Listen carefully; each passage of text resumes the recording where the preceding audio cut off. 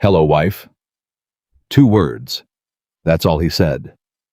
But Elena Moretti's coffee cup hit the floor before her brain caught up to what her eyes were seeing. 5 years. 5 years of a new name, a new city, a new face in the mirror every morning, and Adrian Valenti was standing 20 feet away in her office, looking at her like she had never left. Like she had no right to leave. If you're watching from your city right now, drop it in the comments below. I want to see how far this story has traveled. And if you haven't subscribed yet, hit that button and stay until the very end, because what happens next will break your heart before it puts it back together. The morning started like every other morning Elena Moretti had carefully constructed over the last 5 years. 6:15 alarm. Cold water on her face before the hot shower, because she read somewhere that it jumpstarts the nervous system, and she needed every advantage her nervous system could give her. 2 cups of coffee, black no sugar, because somewhere along the way, she had trained herself out of sweetness. A gray blazer from the closet, the kind that said competent and invisible at the same time. Practical shoes, hair pulled back. Nothing about her appearance that would make anyone look twice. That was the whole point. She had become an expert at not being looked at. Elena Carver. The name on her badge, the name on her lease. The name she had written so many times over 5 years that it had started to feel like it had always belonged to her. Arrived at Hollis and Monroe Business Consulting at 7:45 every morning. 15 minutes before anyone else. She liked the quiet. She liked the empty hallways and the hum of the heating system and the way the whole office felt like it belonged to her before the rest of the world showed up and complicated things. She made the second pot of coffee because Gerald from accounting always forgot and then complained about it. She straightened the chairs in the conference room.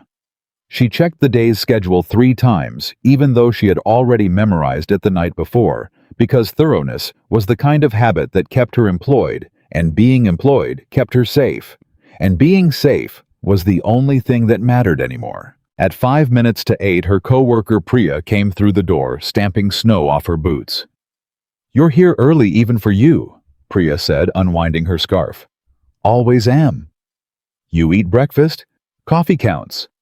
"Coffee does not count, Elena." Priya dropped her bag at her desk and pointed a finger. "One day your stomach is going to file a formal complaint." Elena smiled. It was the kind of smile she had learned to produce on demand, warm enough to be believable, not so warm that people started asking more questions. "I'll negotiate with it later. Did you see the revised agenda for the Callaway meeting?" "I saw it. 15 items. Who puts 15 items on a meeting agenda?" "Richard does." "Richard needs therapy."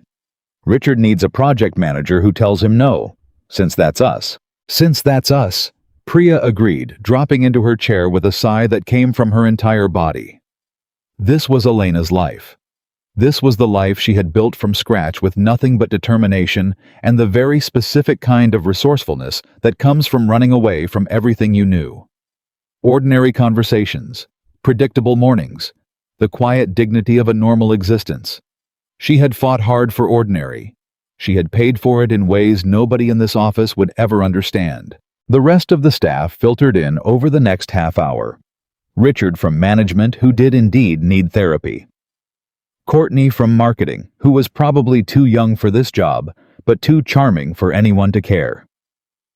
James and Frank from the 3rd floor, who always brought donuts on Thursdays, and today was Thursday, which meant the break room would smell like glazed sugar by 9 o'clock, and Elena would allow herself exactly one, because small pleasures were part of the normal life she was building. She was carrying a stack of files toward the conference room at 5 minutes past 9 when the elevator chimed. She didn't look up. The elevator chimed all day. It was background noise. But then the office went quiet. Not gradually quiet the way offices get when someone important comes in and people start straightening up and pretending to work harder. This was instant quiet. The kind that falls like a curtain dropping. Every keyboard stopped. Every conversation cut off mid-sentence. The particular silence of a room full of people who all stopped breathing at exactly the same moment. Elena looked up. The files fell out of her hands. She didn't feel them leave. She didn't hear them hit the floor.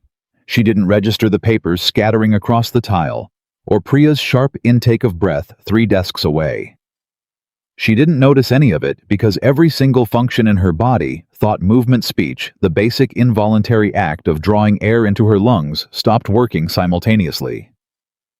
Adrian Valenti stood in the elevator doorway. He wore a black suit, the way other men wore their own skin, completely effortlessly, as if he had been born into it and never considered any other option. No tie. The top button of his shirt open.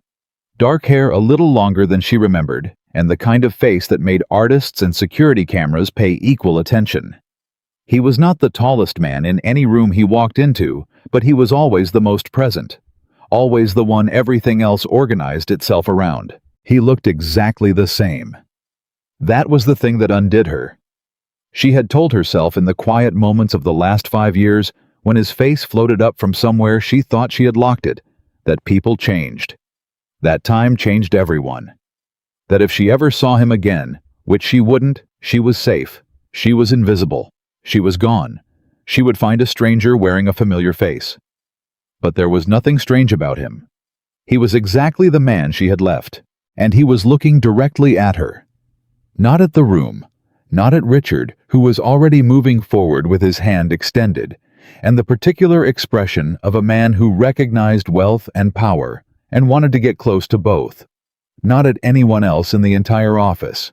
At her. Adrian Valenti's dark eyes landed on Elena Moretti, Elena Carver, and for one fraction of 1 second, something crossed his face that she had only ever seen once in all the time she had known him. Something raw. Something that had no place on the face of a man whose reputation was built entirely on his refusal to feel anything he didn't choose to feel. Then it was gone. His expression settled back into the controlled, unreadable calm she remembered. He walked toward her. The office parted for him without being asked. People stepped back. Chairs shifted. Space was created without anyone making a conscious decision to create it, because that was what happened around Adrian Valenti. The world arranged itself in whatever configuration made it easiest for him to move through it. Elena didn't move. She couldn't. Her legs had stopped receiving messages from her brain somewhere around the moment she recognized his face, and they showed no signs of resuming normal operation. He stopped 2 feet in front of her, close enough that she could see the faint lines around his eyes that hadn't been there 5 years ago. Close enough to notice that his jaw was set tighter than usual, the way it got when he was containing something he hadn't decided how to express yet. He looked at her for a long moment. Then quietly, in a voice that hadn't changed at all, "Hello, wife." The word detonated somewhere in the center of her chest. Priya made a sound across the room. Richard stopped mid-step. Someone in the back knocked over a coffee cup and no one turned to look. Elena's voice, when she finally found it, came out steadier than she had any right to expect. "You need to leave. I just arrived. Mr. Valenti, you used to call me Adrian." He tilted his head just slightly. "Did you forget that too, along with our last name?" Her jaw tightened. "This is my workplace. I'm aware." His eyes moved briefly to the files scattered across the floor between them, and then back to her face. "Hollis and Monroe, small consulting firm, 7th floor. You've been here for 3 years, 4 months. A pause. Carver. The way he said the last word told her everything. He knew the name was fake. He had known, and he had come anyway, and he was saying it like that, like a question and an accusation dressed up as a single word, so she would understand exactly how much he knew and how long he had known it. "You need to leave," she said again, "or I'm calling security." Something moved in his eyes. Not offense. Not threat. Something quieter and more dangerous than either of those things. "Call them," he said. "I'll wait." He wasn't bluffing. That was the worst part. He would stand there in the middle of her office with 40 people watching and wait while security came up.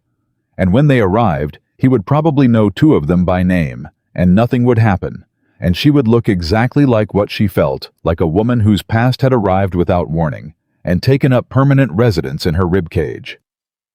"Why are you here?" she asked. "Hollis and Monroe handles financial consulting for 3 of my subsidiary companies. I'm here for a business meeting. He watched her face. Scheduled 3 weeks ago, by my assistant. Another pause, measured and deliberate. Apparently, there was a miscommunication about which branch I would attend in person. Miscommunication. He said the word with perfect neutrality, and she knew with the certainty she had developed over years of learning how this man communicated that there had been no miscommunication at all. Elena. Hearing her real name in his voice after 5 years was a different kind of impact than everything else had been. Not a detonation. Something slower. The way a crack moves through ice spreading outward from a single point until you look down and realize the whole surface has changed. Don't, she said. I'm not going to make a scene. Then leave. I told you, I have a meeting. He looked past her toward the conference room. I believe it starts in 20 minutes. I'll need someone to brief me on the Callaway account. His eyes came back to her. I understand that's your area. The Callaway account, her project. 6 months of work that she had managed from the initial pitch through 3 rounds of revisions and into what was supposed to be a final presentation next week. He knew that too. Of course he knew that. Priya appeared at Elena's elbow, and Elena had never in her life been as grateful for another human being's presence as she was for Priya's in that moment. Mr. Valenti. Priya's voice was impressively professional, given the fact that her eyes kept darting between him and Elena, with the rapid, comprehensive attention of someone absorbing information for later analysis. I'm Priya Chandran. I can show you to the conference room and get you settled while Elena collects the files. She said it like that. Elena collects the files with the particular grace of someone who understood that her friend needed 30 seconds alone to put herself back together without making it obvious to anyone watching that she needed that. Adrian looked at Priya. Something in his expression shifted just slightly in a way that told Elena he had noticed everything Priya had just done and appreciated the competence of it, even as he had no intention of being managed. Thank you, he said. He followed Priya toward the conference room without looking back. Elena bent down and started collecting the papers from the floor. Her hands were shaking. She watched them shake, and she breathed slowly through her nose, and she thought with the focused clarity of someone who had been in genuine crisis before and knew how to move through it about what she needed to do in the next 3 minutes. She needed to breathe. She needed to stop shaking. She needed to go into that conference room and present the Callaway materials with the same competence she had shown every other day of her professional life. Because running, leaving the building, calling in sick, disappearing again, was not something she was going to allow herself to do. Not today. Not like this. She had run once. She knew what running cost. She was not going to spend another 5 years paying that price because Adrian Valenti walked into an elevator. She picked up the last of the papers. She stood up. She straightened her blazer. Her reflection caught in the dark screen of someone's sleeping computer monitor as she walked past, and she looked at herself for exactly 1 second. The gray blazer, the pulled-back hair, the face she had trained into a mask of perfect neutrality, and she thought, he doesn't know what you've survived. He doesn't know what you've built. He found you. That's all he's done. Finding you doesn't change anything. She walked into the conference room. The meeting lasted 2 hours and 40 minutes. Elena had presented to difficult rooms before. She had stood in front of skeptical clients and unfriendly executives, and people who had already decided they didn't want to hear what she was saying before she opened her mouth. She had learned through practice and necessity how to keep her voice level and her information organized and her presence entirely controlled, even when something inside her was working very hard against that control. She had never presented to anyone like this. Adrian sat at the head of the table because he sat at the head of every table he occupied, not through aggression, but through the kind of natural authority that couldn't be assigned or removed.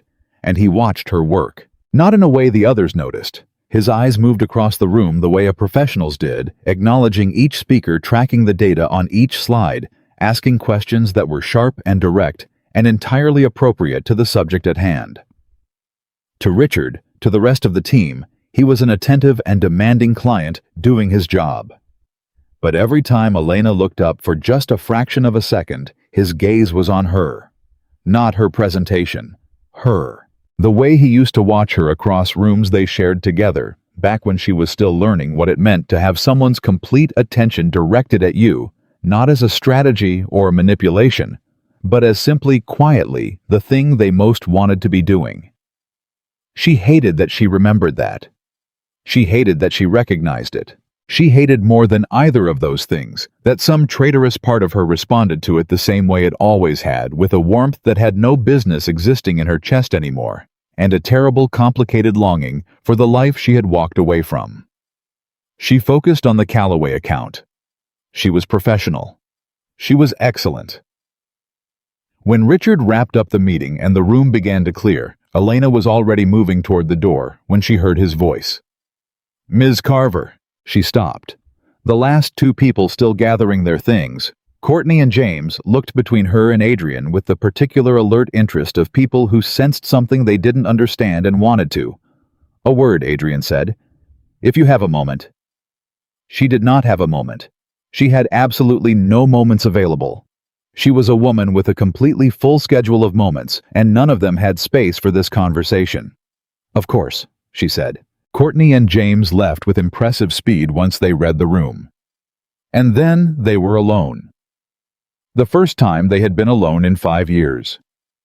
Adrian didn't speak immediately. He stood on the opposite side of the table and looked at her, and she stood near the door and looked at him, and the silence between them was the kind that contained so much unsaid that it had developed its own weight. "The presentation was excellent," he said finally. "Thank you. You always were good at organizing complicated situations into something people could follow." She didn't know what to do with that. It wasn't a compliment exactly, or it was a compliment and something else at the same time, something that referenced things neither of them had said yet. "If you need additional materials for the Calloway review." "I didn't stay to talk about Calloway." She kept her eyes on his. "What did you stay to talk about?" "You disappeared," he said. 5 years ago. No message, no explanation. I woke up one morning and you were gone." "Adrian, I'm not saying it as an accusation. I'm saying it as a fact." His voice was perfectly controlled.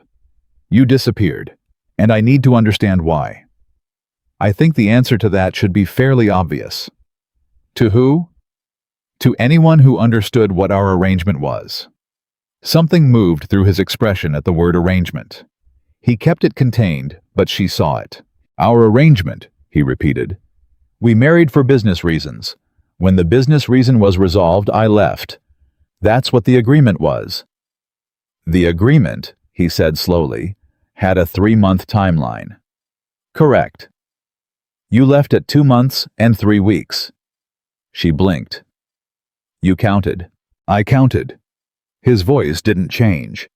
"You left 9 days before the end of the agreed-upon term with no communication, and you haven't filed for divorce. In 5 years, Elena, not a call, not a letter, not legal paperwork, nothing." He paused.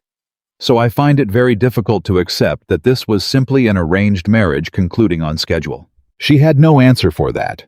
She had prepared answers for many things over the years against the possibility of exactly this conversation. She had rehearsed explanations and prepared defenses and built logical frameworks for why she did what she did, but she had not prepared for him to count the 9 days. "I was going to file," she said. "You haven't." "I kept putting it off." "For 5 years. Life gets busy." He looked at her for a long moment, then quietly, "I'm not your enemy, Elena." The way he said it hit differently than she expected. Not with authority, not with the weight of who he was and what he could do, just directly, like a person saying a true thing. "I know," she said, and she was startled to realize she meant it. "Then why can't you tell me the truth?" The conference room felt smaller than it had during the meeting. The afternoon light was coming in at an angle, and Adrian was standing in the middle of it, and he looked so familiar and so unchanged that she felt the 5 years she had spent building this life becoming briefly terrifyingly thin, like a layer of paper placed over a wound that had never properly healed. "What do you want from me?" she asked. "Genuinely. What are you looking for?" "I want to understand what happened." His voice dropped just slightly.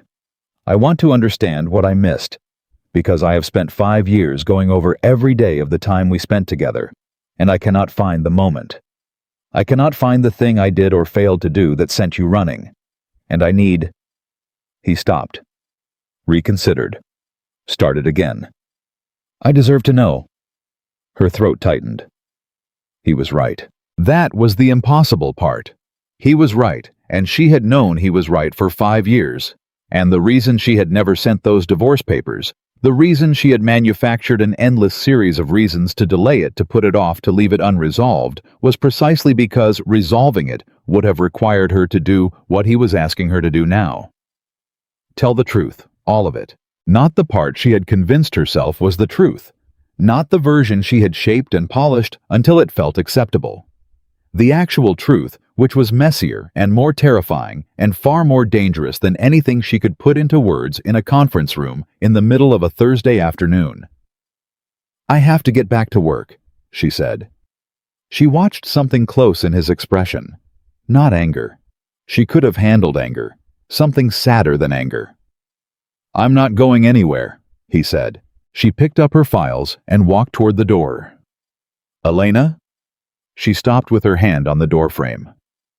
"Have dinner with me tonight," he said. "Not as an order, not because I have leverage over you, as a request. One person asking another person for the chance to talk. Whatever you decide, I won't pursue it further." A pause.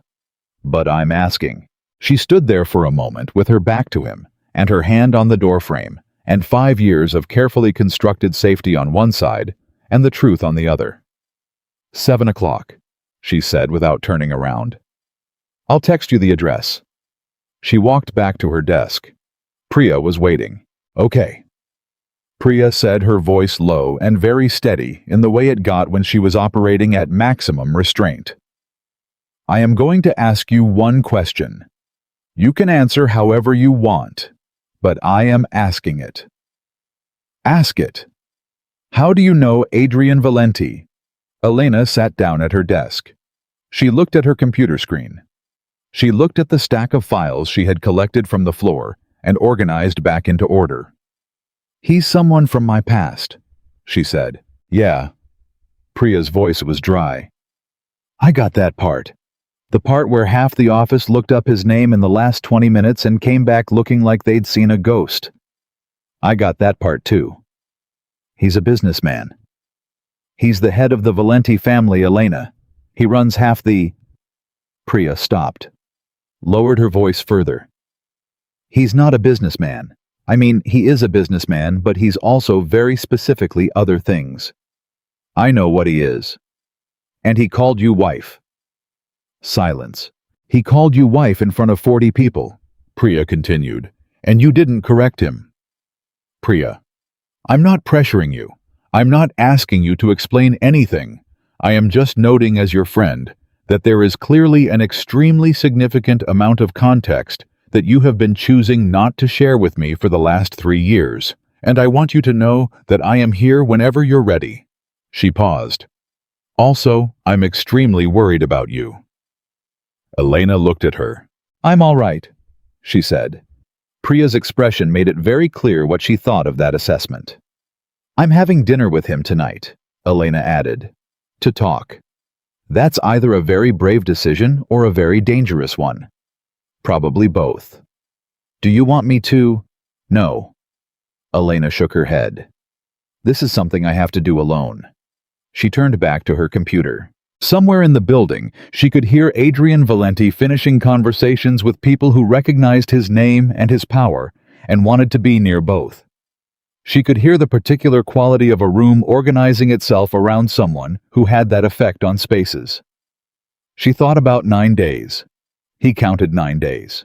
She had left 9 days before the end of the arrangement, and he had counted them, and she had spent 5 years telling herself he would have forgotten her as quickly as the agreement that created their marriage, because that was the story she needed to believe to do what she did.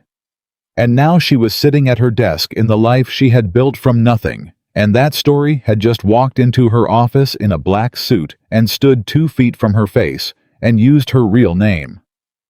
Her phone buzzed. Unknown number, which wasn't unknown at all. A single message. 7 works. I'll pick you up downstairs. She stared at it. Then slowly she started typing a response, telling him she'd drive herself. Because this was one small thing she could control. This was one thing she could still decide.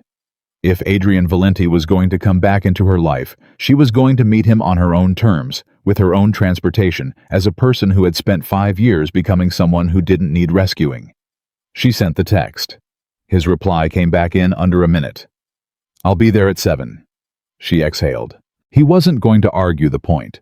She had said she'd drive herself, and he had simply told her he'd still be there. Which was, she recognized this with a feeling she didn't want to name exactly the kind of response the man she remembered would have given. Not controlling, not demanding, just present. Infuriatingly stubbornly, entirely present. Priya leaned over.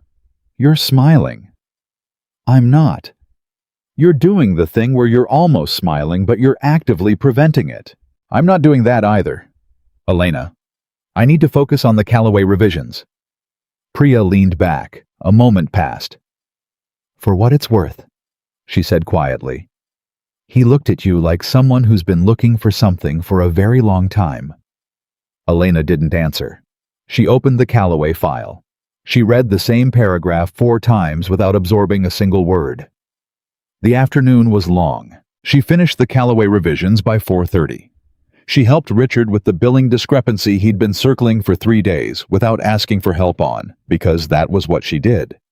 She noticed problems and solved them, because being useful was something nobody could take away from her.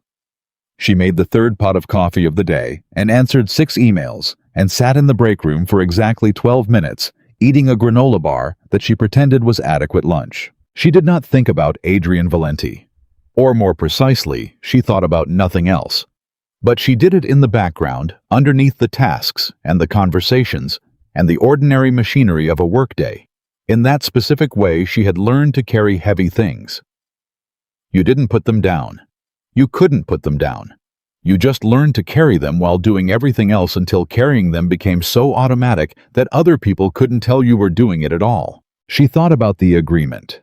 She thought about that first year, the careful guarded distance she had kept at the beginning. The way she had treated their marriage like a professional contract to be managed, not a relationship to be felt. The rules she had set for herself don't become attached. Don't confuse proximity for connection. Don't mistake his protection for something more personal than strategy.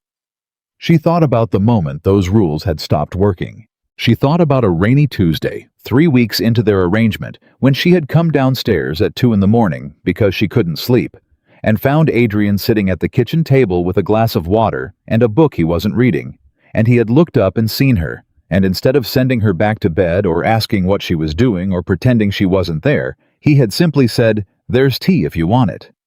Like her being there was natural. Like her being awake at 2 a.m. was something he was prepared to accommodate without making a thing of it. She had sat down. They had talked until 4. About nothing. About everything. About cities they had been to and books they had started, and opinions on things that didn't matter and things that mattered enormously. He had made her laugh twice, which she hadn't expected, and she had said something that made him smile, in a way she had never seen cross his face in any of the public contexts she had observed him in, genuinely without strategy, without the controlled presentation he offered the rest of the world. She had gone back to bed telling herself it meant nothing. She had known in the particular way you know things you are not ready to know that it meant everything. 5:30 arrived. The office started emptying. Elena stayed at her desk until 6 working on nothing, not willing to go home and sit in her apartment for the hour before dinner with nothing but time and her own thoughts for company.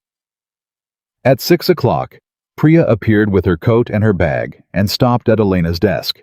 "Call me," she said. "I will." "I mean tonight. If anything, I will." Priya looked at her for a moment. "You were different before," she said.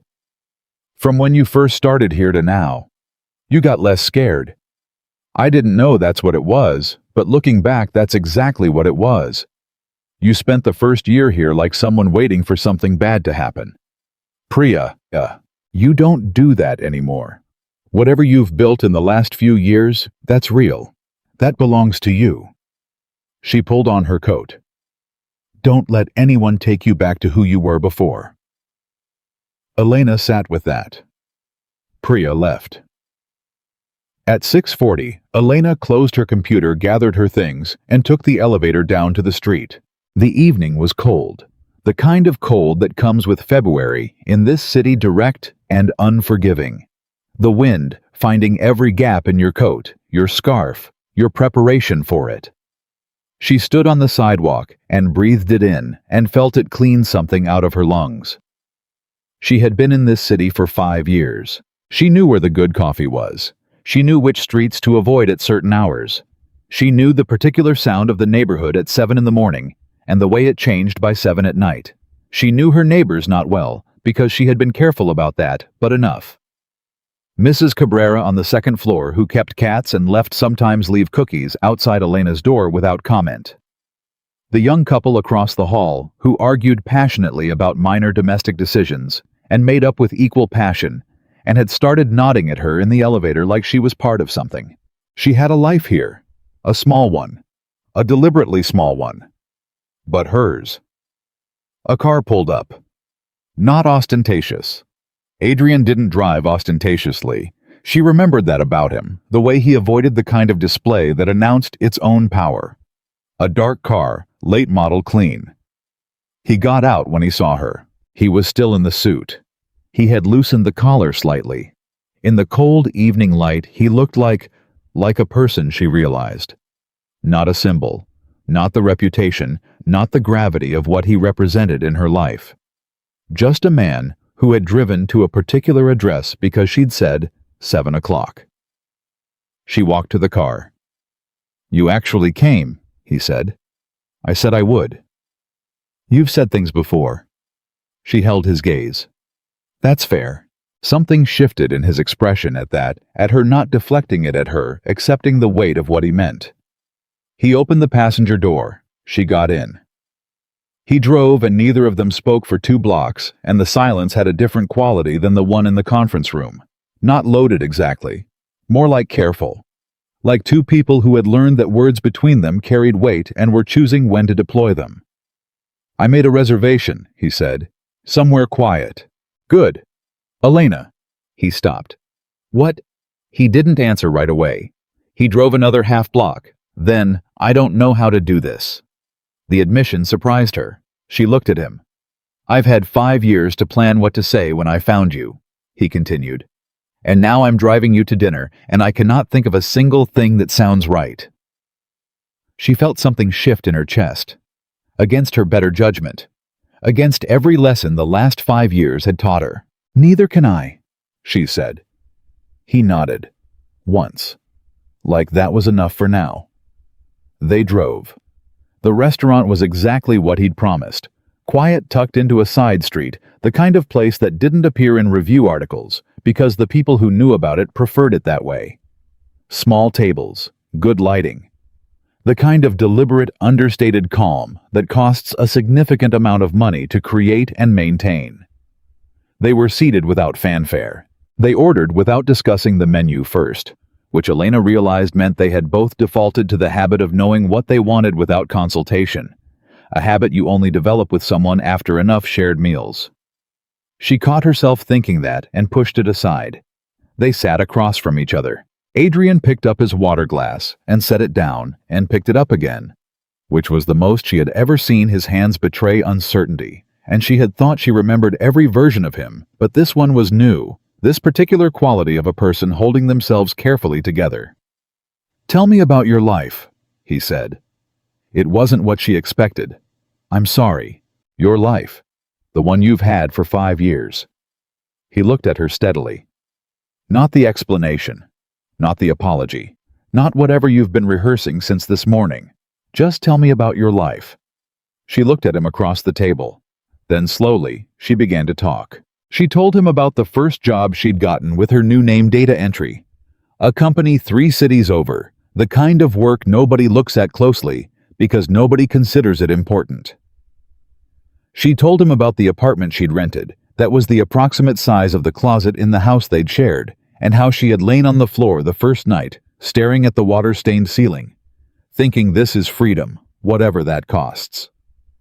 She told him about teaching herself to cook because she'd never had to before, and the spectacular failures in the first months, and how she had eventually developed competence out of pure necessity. She told him about Hollis and Monroe, about Priya and Richard and the Callaway account and the Thursday donut tradition, about the 3-mile walk she took every Sunday morning that had become the organizing principle of her week. She did not tell him about the nightmares, about the nights she woke up at 3 in the morning with her heart going and the shadows in the wrong places, about the 6 months after she left, when she'd checked the street outside her window every hour because she was certain she was being followed, about what she was certain of, now that she had spent 5 years telling herself, was only paranoia. Adrian listened. He listened the way he always had, not passively, not simply waiting for his turn, but actively with the whole of his attention, the way most people only listen when they're trying to extract information. He listened like what she was telling him mattered, which was both the comfort and the danger of him. When she finished, the food had arrived, and they'd both eaten most of it without noticing, and the restaurant had gotten quieter around them as the evening got later. "You built something," he said. "Yes." "You should be proud of that." She studied his face. "You're not angry." "At what?" "That I left. That I built this without—" She stopped. "Without me," he finished. She nodded. He was quiet for a moment. "I was angry for a long time. For the first year, probably. After that it was—" He paused, searching for the right word. "Something different. Something that doesn't have a clean name. What does it feel like?" He met her eyes. "Like a question I couldn't answer," he said, because the only person who had the answer wasn't there. The table between them felt like a very small distance. "Adrian." She set down her fork. "There are things I didn't tell you. When I left. Things I've never told anyone. I know. How? Because you're too smart to leave without a reason. And the reason you gave the world that you walked away when the arrangement ended has never made any sense to me." He watched her. "You left 9 days early. And you never filed for divorce. Smart women with clean endings file their paperwork." She looked at the table. "I left because of my father," she said finally. Silence. "Your father," he repeated. "There's a man named Damien Russo." She watched his face. She saw the moment he recognized the name, a slight change in his expression, the quality of attention sharpening. "His family had an agreement with mine, made before I was old enough to have an opinion about it. An alliance. I was supposed to be part of it." She paused. "When my father promised me to your family instead, Damien considered it a violation. He considered me property that had been misallocated." Adrian's jaw had gone tight. "I found out about it 3 weeks before the end of our arrangement," she continued. "I found documentation, correspondence between Damien's lawyers and mine. He was planning to contest the marriage. He believed that because our arrangement was technically a business agreement, it created a legal vulnerability he could exploit." She stopped, breathed. "He believed that if he could establish a claim on me before the arrangement formally concluded, Adrian Valenti would have to choose between a war with the Russo family and releasing me. The silence that followed was different from the ones before. "You left," he said slowly, "because you thought staying would start a war. I left because I knew it would. And because—" She stopped. "Because," he said. She met his eyes. "Because I was terrified that you would choose the war," she said. "And people would die. And it would be because of me. And I was not. I was not willing to be the reason for that. Adrian sat very still. You ran to protect me, he said. She said nothing. Elena. His voice was quiet and entirely controlled, and underneath the control was something she wasn't prepared for. You ran, for 5 years, alone, because you were trying to protect me. I was protecting everyone. You were protecting me specifically. He leaned forward just slightly. Because that's what the Russo claim targeting meant, that you were afraid I would fight for you, that I would consider you worth fighting for, and that the fighting would hurt people. She couldn't look away from him. That's the most... He stopped. Something moved through his expression. That's the bravest and the most painful thing I've ever heard anyone say they did. She had not expected him to say that. She had expected anger. She had expected him to point out the arrogance of the decision, the way she had made choices that weren't hers, to make decisions about what he would or wouldn't choose, actions that had cost them both 5 years. She had braced for all of that. She had not braced for him to look at her like that. I was also afraid, she said, because honesty had started, and she didn't know how to stop it now. Not just of the war. Of staying, he said quietly. She blinked. You were afraid of staying because staying wasn't the arrangement, he said. And somewhere in those 2 months and 3 weeks, staying had started to feel like something you wanted, and wanting it was terrifying. She couldn't speak. I know, he said, because it terrified me too. The candle on the table between them burned down another 1/4 inch. Outside, the city moved through its Thursday night indifferent and constant. Inside, 2 people who had spent 5 years on opposite sides of a decision that shouldn't have been made alone sat across from each other in the quiet of a small restaurant and said things out loud that they had both been carrying for too long. And somewhere in Elena Moretti's chest, very quietly, the wall she had built so carefully and maintained with such dedication began to develop a crack that no amount of gray blazers, or new names, or ordinary Thursdays was ever going to seal. The drive back was quiet in a different way than the drive there had been. Going to the restaurant, the silence had the quality of 2 people bracing for impact, careful, compressed, each of them holding back, because neither knew yet what the other was prepared to hear. Coming back, it was something else entirely. The kind of quiet that settles after something significant has been said out loud for the first time. The kind that doesn't require filling. Elena watched the city move past the window and tried to locate herself inside what had just happened. She had told him about Damien Russo. Not everything. Not the part that still kept her awake on certain nights, the part she hadn't told anyone in 5 years. The part that sat at the bottom of the story like a stone she hadn't been ready to turn over in a restaurant over dinner. But enough. More than she had said to any living person since the night she packed one bag and walked out of a life that had begun to feel like home. Adrian pulled the car to a stop in front of her building. He didn't say anything immediately.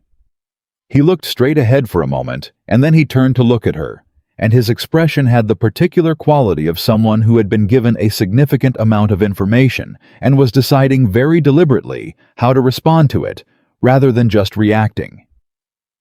I'm not going to push tonight, he said. There's more to this story. I know that, you know that, but I'm not going to sit here and demand the rest of it before you're ready. She studied his face. That's not the Adrian Valenti the rest of the world knows, she said. Something moved in his eyes, not offense. Almost the opposite of offense.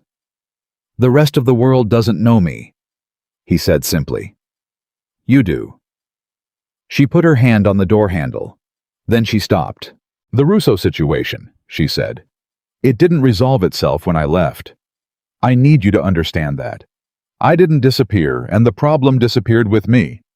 I spent 5 years thinking that if I stayed gone long enough, eventually he would find another target, redirect his focus, move on. She paused. I think I was wrong about that.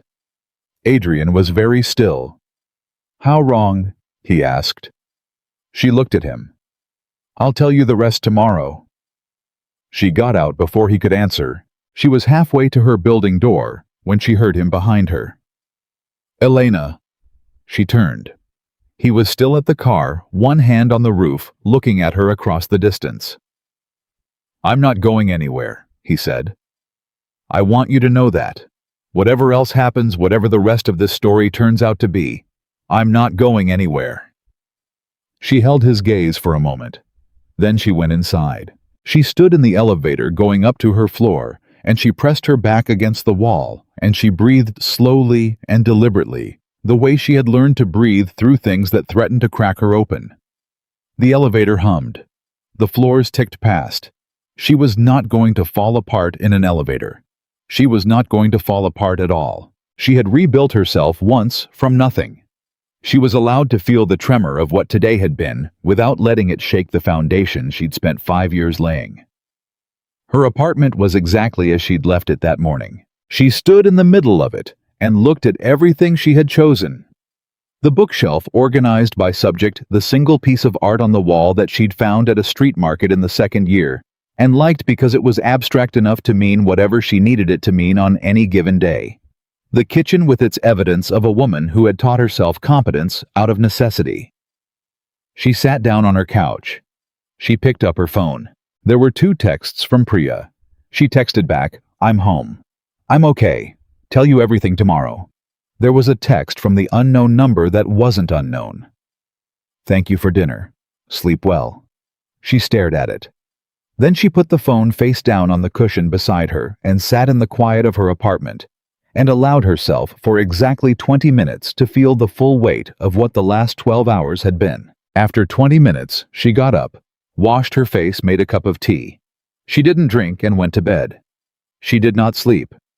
At 2 in the morning, she was sitting at her kitchen table with the cold tea and her laptop, and she was looking at a document she had opened and closed so many times over the last 5 years that the folder path was permanently in her browser history. Evidence. She had called it that in her head since the night she found it. Evidence. The kind of word that made it feel like something manageable, something procedural, something with a logical next step, rather than what it actually was. Proof that everything she thought she had understood about her own family was wrong.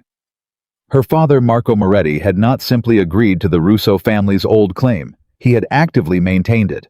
While she was in the Valenti house, while she was living, what she had told herself was a temporary arrangement with a defined end date. Her father had been corresponding with Damien Russo's lawyers and confirming in writing and documents with his signature that the original agreement stood.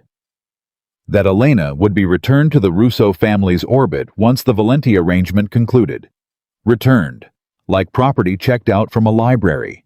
The night she found those documents, 3 weeks before the arrangement was supposed to end, she had sat on the floor of Adrian's study at 1 in the morning and read them 3 times.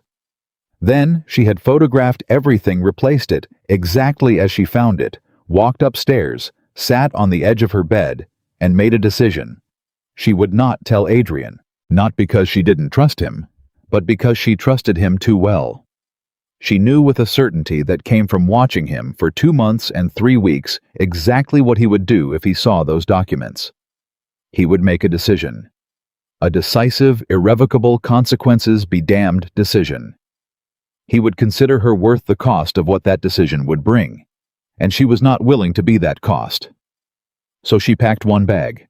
She left 9 days early, and she spent the next 5 years waiting for Damien Russo to either lose interest or find her, and telling herself every time she woke up at 3 in the morning, certain that someone was watching the street below her window, that it was only paranoia.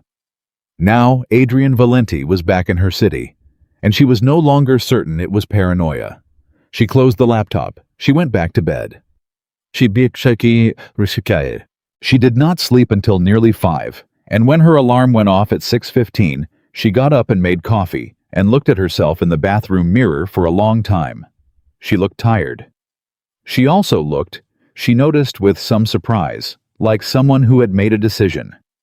She texted Adrian at 7:15. I need to show you something. Can we meet this morning? His response came in under a minute. Tell me where.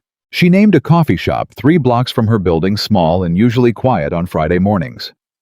She arrived first and chose a corner table with her back to the wall and the door in her sightline, because 5 years of careful living had made those habits automatic, and she saw no reason to stop being careful now. He arrived 8 minutes later. He was in different clothes than the day before: dark coat, a gray shirt underneath, the kind of casual that still somehow managed to be entirely composed. He scanned the room when he walked in, not anxiously, the way someone does when they have trained themselves to read spaces quickly and automatically. When his eyes found her, something in him settled slightly, which she noticed and filed away. He sat down across from her. "You didn't sleep," he said. "Good morning to you too. I'm not criticizing. I didn't sleep much either."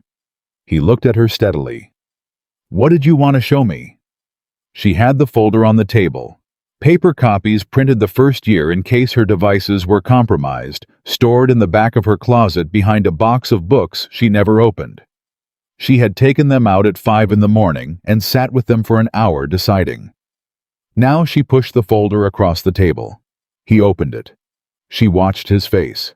The control he maintained was exceptional. She had always known that the way he read things, absorbed them, processed them, without letting whatever he was actually feeling move through his expression in real time. But she could see the exact moment he understood what he was looking at. A slight change in the set of his jaw. A stillness that became different from his ordinary stillness. He read every page. He turned back to the beginning and read several sections again. Then he closed the folder and looked up at her. "Your father signed this," he said. "Yes." "While you were in my house?" "Yes." "And you found this 3 weeks before the arrangement was supposed to end?" "Yes." He looked at the folder for a moment, then back at her. "Why didn't you tell me?" She held his gaze. "Because I knew what you would do." "You don't know what I would have done." "Adrian." Her voice was very quiet. "I knew exactly what you would have done." Silence.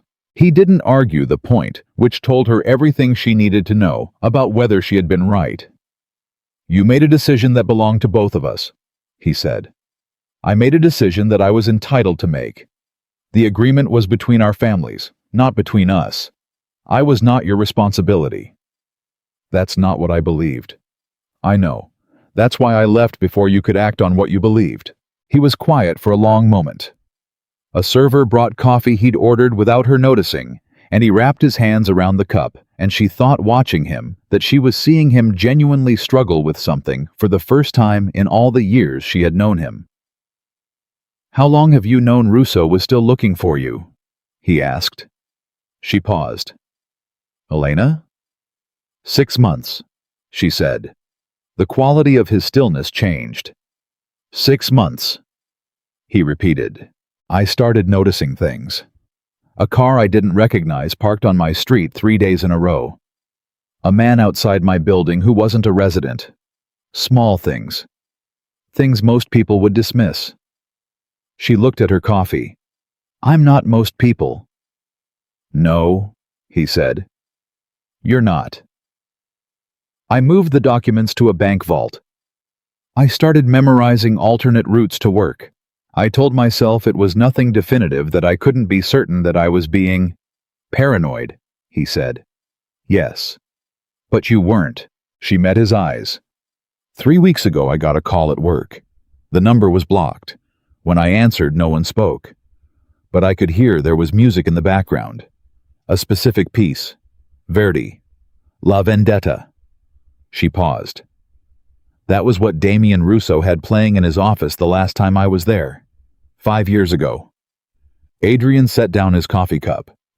"He wanted you to know he'd found you," he said. It wasn't a question. He wanted me to know before he moved. That's his style. He doesn't take things quietly. He announces. He believes fear is a form of control. She looked at her hands. "I had 3 weeks of knowing he was coming and no idea what to do about it. And then I walked into your office. And then you walked into my office." He looked at her for a long moment.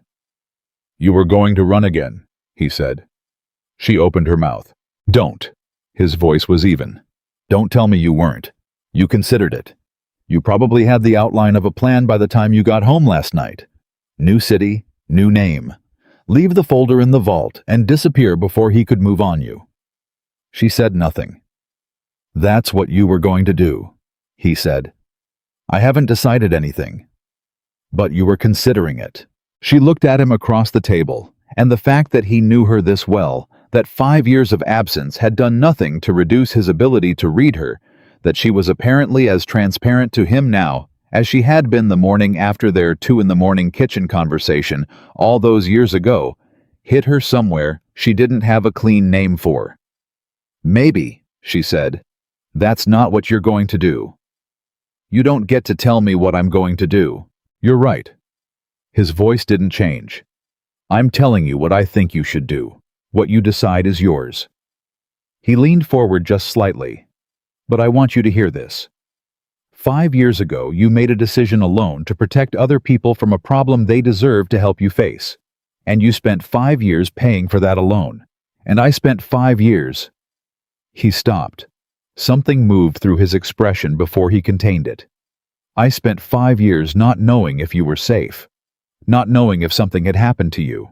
Carrying that every single day." She felt the words in her chest. "Adrian, I'm not telling you this to make you feel guilty. I'm telling you because you need to understand that running again doesn't protect anyone. It just relocates the problem and adds 5 more years of isolation to whatever it costs you." She stared at her coffee. "He has more resources than I do," she said. "He has a family organization behind him. If I stay, I'm a liability. To this office. To Priya. To me," he said quietly. She looked up. "Yes," she said. "To you." He held her gaze. "I'm not a liability concern.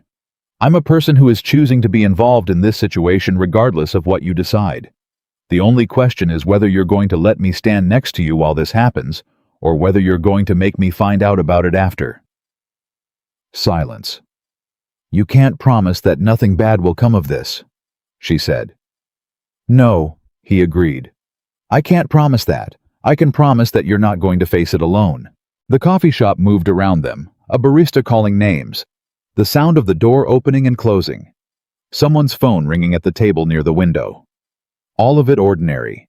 All of it belonging to a world that didn't know it was sharing space with a conversation that could change multiple lives. "There's more," Elena said. He waited. "The documents you just read, the correspondence between my father and Russo's lawyers. There's a second set." She paused. "My father wasn't just maintaining the original agreement. He was updating it. There are dates in the second set that are from 18 months ago." Adrian frowned. "Your father was in contact with Russo 18 months ago. My father has been actively corresponding with him for years, feeding him information about the legal status of the Valenti marriage, confirming I hadn't filed for divorce, confirming the marriage remained technically valid under the original contract terms."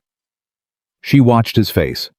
"My father has been working against me for years, Adrian. He didn't just make a mistake. He has been consistently, deliberately over multiple years treating me as a bargaining chip to protect his own position with the Russo family." The words cost her something to say. She knew that. She had known since the morning she sat on her kitchen floor at 5 a.m. with the second set of documents and felt something inside her that she had been carefully not examining for a very long time finally break clean through. Adrian's expression had gone completely still. "Where is your father now?" he asked. "Miami. He has a business there, consulting legal kind, not your kind. He moved there 2 years ago." "Does he know where you are?" "I don't know. I've had no contact with him since I left. I cut every tie." She paused. "But if he's been in regular contact with Russo's people, and Russo's people have found me, your father may have told them. Or he may be the reason they found me at all." The words sat between them. She had not been able to say them out loud until now, not to Priya, not to the therapist she had seen for 8 months in her second year in the city, not to anyone. Because saying them out loud was admitting something that required too much grief and rage in equal proportion to handle while simultaneously managing the logistics of staying hidden and staying functional. Your father may have given you away. Your father may have been the thing you were running from all along. Adrian looked at her with something in his expression that she had never seen directed at her by anyone and wasn't sure how to receive. Not pity. Pity would have been manageable. This was recognition. The look of someone who understood exactly what it cost to say what she had just said and was choosing deliberately to make sure she felt that she had been heard. "Thank you for telling me," he said. She looked down. "I need to know," he said, "if you have everything, both sets of documents, everything digital, anything else connected to this." "It's not all in one place." "Can you get it together?" "By tonight." "Good." He picked up the folder. "Can I take this?" She nodded. He put it inside his coat. Then he looked at her. "I need to make some calls today. I'm going to need you to trust me enough to let me work this through my own channels." She felt herself tense. "Your channels," she said. "Yes. The channels that constitute the part of your professional life that exists outside the business meetings and the consulting accounts." His mouth curved slightly for just a moment, not quite a smile. "Those channels, yes." She looked at him. "Who are you going to call?" "People who know things I need to know, about where Russo is, what he's planning, how close he is to moving." He paused. "People who will be honest with me, because the alternative to honesty with me is considerably less pleasant." "And what do you do with that information?" "Figure out what we're dealing with." His eyes were steady. "And then we decide together what to do about it." She noticed the we. She suspected he noticed that she noticed.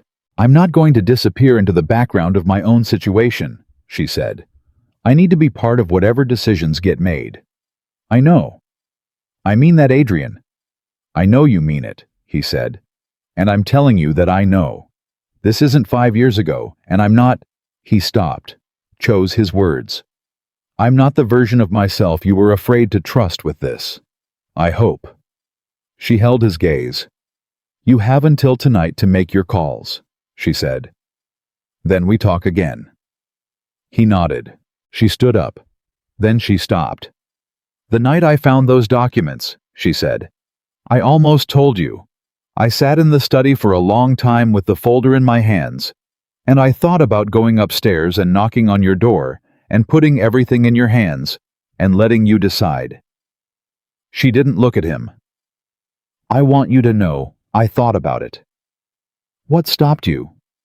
She was quiet for a moment. "I heard you on the phone with your brother," she said. "You didn't know I was still downstairs. You were talking about what it was costing your family to maintain the peace with the Russo organization, the compromises you were already making, the lines you were already holding." She paused. "And I thought if I show him this, he will choose the fight. He will choose it for me specifically. And everything his family has spent years building will be at risk because of something I could prevent by leaving." She finally looked at him. "I still don't know," she said, "if I was right." He looked at her for a long time. "You weren't right," he said gently, "but you also weren't wrong about who I am." He stood. "I would have chosen the fight." "I know. I would choose it now." Something moved through her that she didn't try to name. "Make your calls," she said. "I'll see you tonight." She walked out. The morning was cold in the full February way, the kind of cold that had opinions. She walked the 3 blocks back to her building with her coat pulled tight and her mind moving at the particular speed it reached when she was processing significant amounts of information and trying to organize it into something she could act on rather than just react to. She had given Adrian the documents. She had told him about the second set. She had said her father's name out loud in connection with the truth, which was the first time she had done that with anyone present, and the doing of it had changed something in the interior landscape of the last 5 years, in a way she needed time to understand. She called Priya from the elevator. "Are you all right?" Priya answered, before the first ring finished. "I'm fine. Listen, I may need to take some time today. Personal situation." "How much time?" "I'm not sure yet. Everything on the Callaway file is current. You'd need to handle the 2 o'clock check-in with the client, but you know the material as well as I do." "Elena," Priya's voice was careful. Is this about yesterday? Yes. Is it? A pause. Are you safe? The question landed differently than it would have the day before. Right now, she said, yes. That's not the most comforting answer you've ever given me. I know. I'm sorry. She stepped off the elevator. I'll explain everything as soon as I can. I promise. She went into her apartment. She stood in her kitchen and drank the rest of the cold coffee from that morning and thought about what she needed to do with the next several hours. She pulled up her laptop. The second set of documents was in an encrypted drive. Her former lawyer, not her family's lawyer. A private attorney she had found on her own in the first year had helped her access and organize. She had 3 copies, one in the vault, one on the drive, one printed and stored at her office inside a folder labeled Callaway Research that she had chosen specifically because nobody who wasn't her would ever open something that boring looking. She pulled up the most recent correspondence. She had read it so many times that she could have recited sections from memory. But she read it again now because Adrian had the first set, and she needed to be ready to walk him through the second set tonight. And reading it helped her manage the particular emotional temperature that rose whenever she spent time with this material. Her father's signature was on the 3rd page. She looked at it for a moment. Marco Moretti. Elegant practiced signature. The same one she had seen on birthday cards and permission slips and the school forms that marked the ordinary coordinates of a life that had felt for many years completely normal. She closed the laptop. She went to her closet and moved the box of books and took out the printed copies of the second set and sat down on her bed with them. She was not going to cry. She was not going to waste the next 30 minutes processing an emotion she had already processed extensively in the privacy of the last 5 years when she had been doing it alone and had no one to be collected for. She organized the documents. She made notes, the kind of clean, factual notes she made for professional presentations, because that was the mode she functioned best in when the material was too heavy to handle as a person and needed to be handled as a task. Dates, names, specific language and specific clauses. The evolution of the correspondence from maintenance of a position to what appeared in the most recent communications to be preparation for action. She had missed something when she reviewed these last month. She went back to a letter from 8 months ago midway through the file. She read it again. Her breath stopped. There was a reference she had read before without fully absorbing. A reference to a third party. Not her father. Not Russo. Someone identified only by initials GM, who had apparently confirmed the subject's location in the previous year and provided an update on current residence and employment. She had assumed when she first read this that GM was one of Russo's operatives. Looking at it now in the context of everything she had reconstructed since the night she found the first documents, she saw something different. GM Gina Moretti, her younger sister. The room didn't move. The apartment stayed perfectly quiet. Nothing changed in any external observable way. But Elena felt the ground shift underneath everything she thought she knew about the shape of her own life. And she sat on her bed with the document in her hands, and she looked at her sister's initials, and she breathed through the impact of it in the deliberate, controlled way she had learned to breathe through things that hit her hardest. Her sister had found her. Her sister had told them where she was. And this was the thing she had not known. She had been running from Russo and protecting herself from her father and preparing for the threat she could see coming and the piece she had missed. The piece that changed the geometry of everything was that the information about her location hadn't come from Russo's operatives or her father's network. It had come from inside her own family, from the person she had mourned losing most in the 5 years she had been gone. Her phone buzzed. She picked it up without looking at the screen. Elena. Adrian's voice. I need you to listen to me. Something in his tone made her sit up straighter. I'm listening. I made 2 calls this morning. I have reliable information that Russo has had active surveillance on your location for the last 4 months, not the 3 weeks you estimated. He's been watching and waiting for a specific trigger before moving. He paused. That trigger was my arrival in your city. She closed her eyes. He knew you were coming, she said. He was watching for any contact between us, any sign that you might have access to support. Adrian's voice was controlled, but underneath the control was something she could hear very clearly. He planned to move on you before I could establish a position. He was going to act this weekend. This weekend. 2 days. Elena. His voice dropped. Are you somewhere safe right now? I'm in my apartment. I need you to pack a bag. Not everything. A few days' worth. I'll have someone... Adrian. Her voice was steady. I'm not going to your house. A brief silence. I'm not suggesting that, he said. I have a property you've never been connected to. Nobody in Russo's network would know to look there. You'll have your own space, your own privacy. I'll be in a separate... I need to tell you something first. He waited. The documents, she said. The second set. I found something in them I missed before. She looked at the page in her hand. The person who confirmed my location to Russo, the person who told them where I was. She stopped. It was my sister Adrian. Silence. Gina, she said. Her initials are in the correspondence, 8 months ago. The silence on his end was different from his usual controlled pauses. This one was the kind that came from a person absorbing information that was worse than what he had prepared for. Are you certain? He asked. I'm looking at it right now. More silence. Pack a bag, he said quietly. I'll be there in an hour. She looked at her sister's initials on the page for a moment longer. Then she put the document down carefully face up on the bed, and she went to her closet. She packed the bag with the same methodical focus she brought to everything practical clothes. The documents from the vault list her laptop, the printed second set, the emergency cash she kept in an envelope inside a coffee can in the kitchen. Because of course she did. She had been preparing for something like this without admitting to herself that she was preparing for something like this. She sat on the edge of her bed with the packed bag at her feet and her sister's initials still visible on the top page of the document stack. Gina, younger by 3 years. Brighter in every room she walked into the kind of person who carried warmth the way other people carried their own names, naturally, without effort. Elena had missed her with a specific physical ache for 5 years.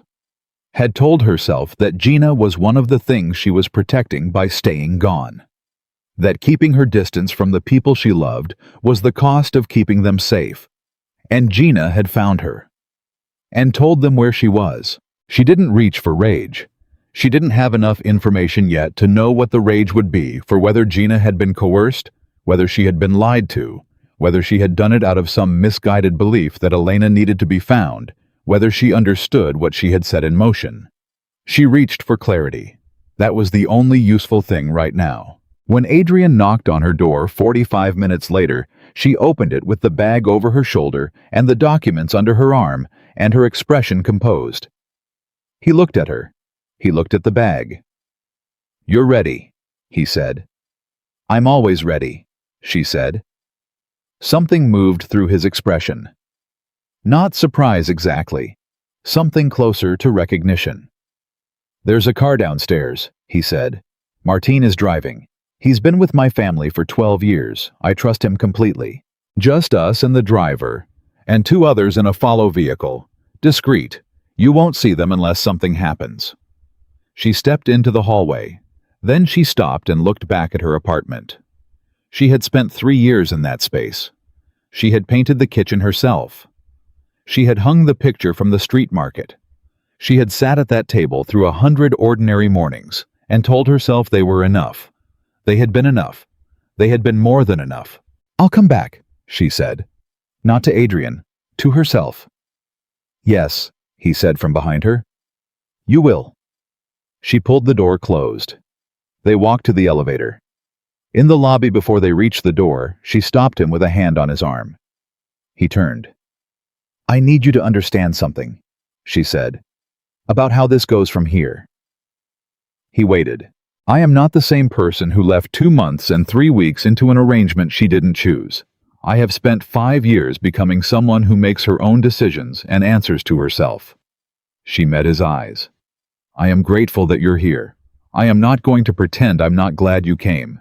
But I need you to know that whatever we do next, I am a participant in every decision. Not a person being moved from one protection to another." He held her gaze. "I know who you are," he said. "I need you to say the words."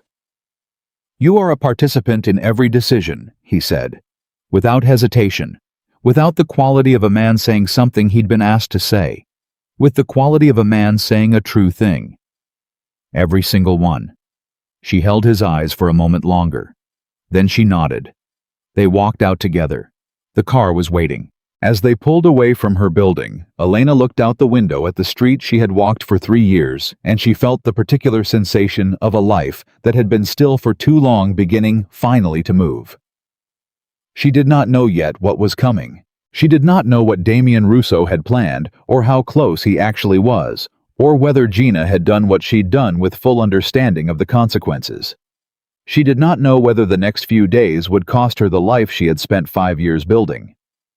But she knew one thing, with a clarity she hadn't felt about anything in a long time. She was done running. Whatever came next, she would face it standing still. The safe house was a brownstone in a neighborhood that didn't ask questions.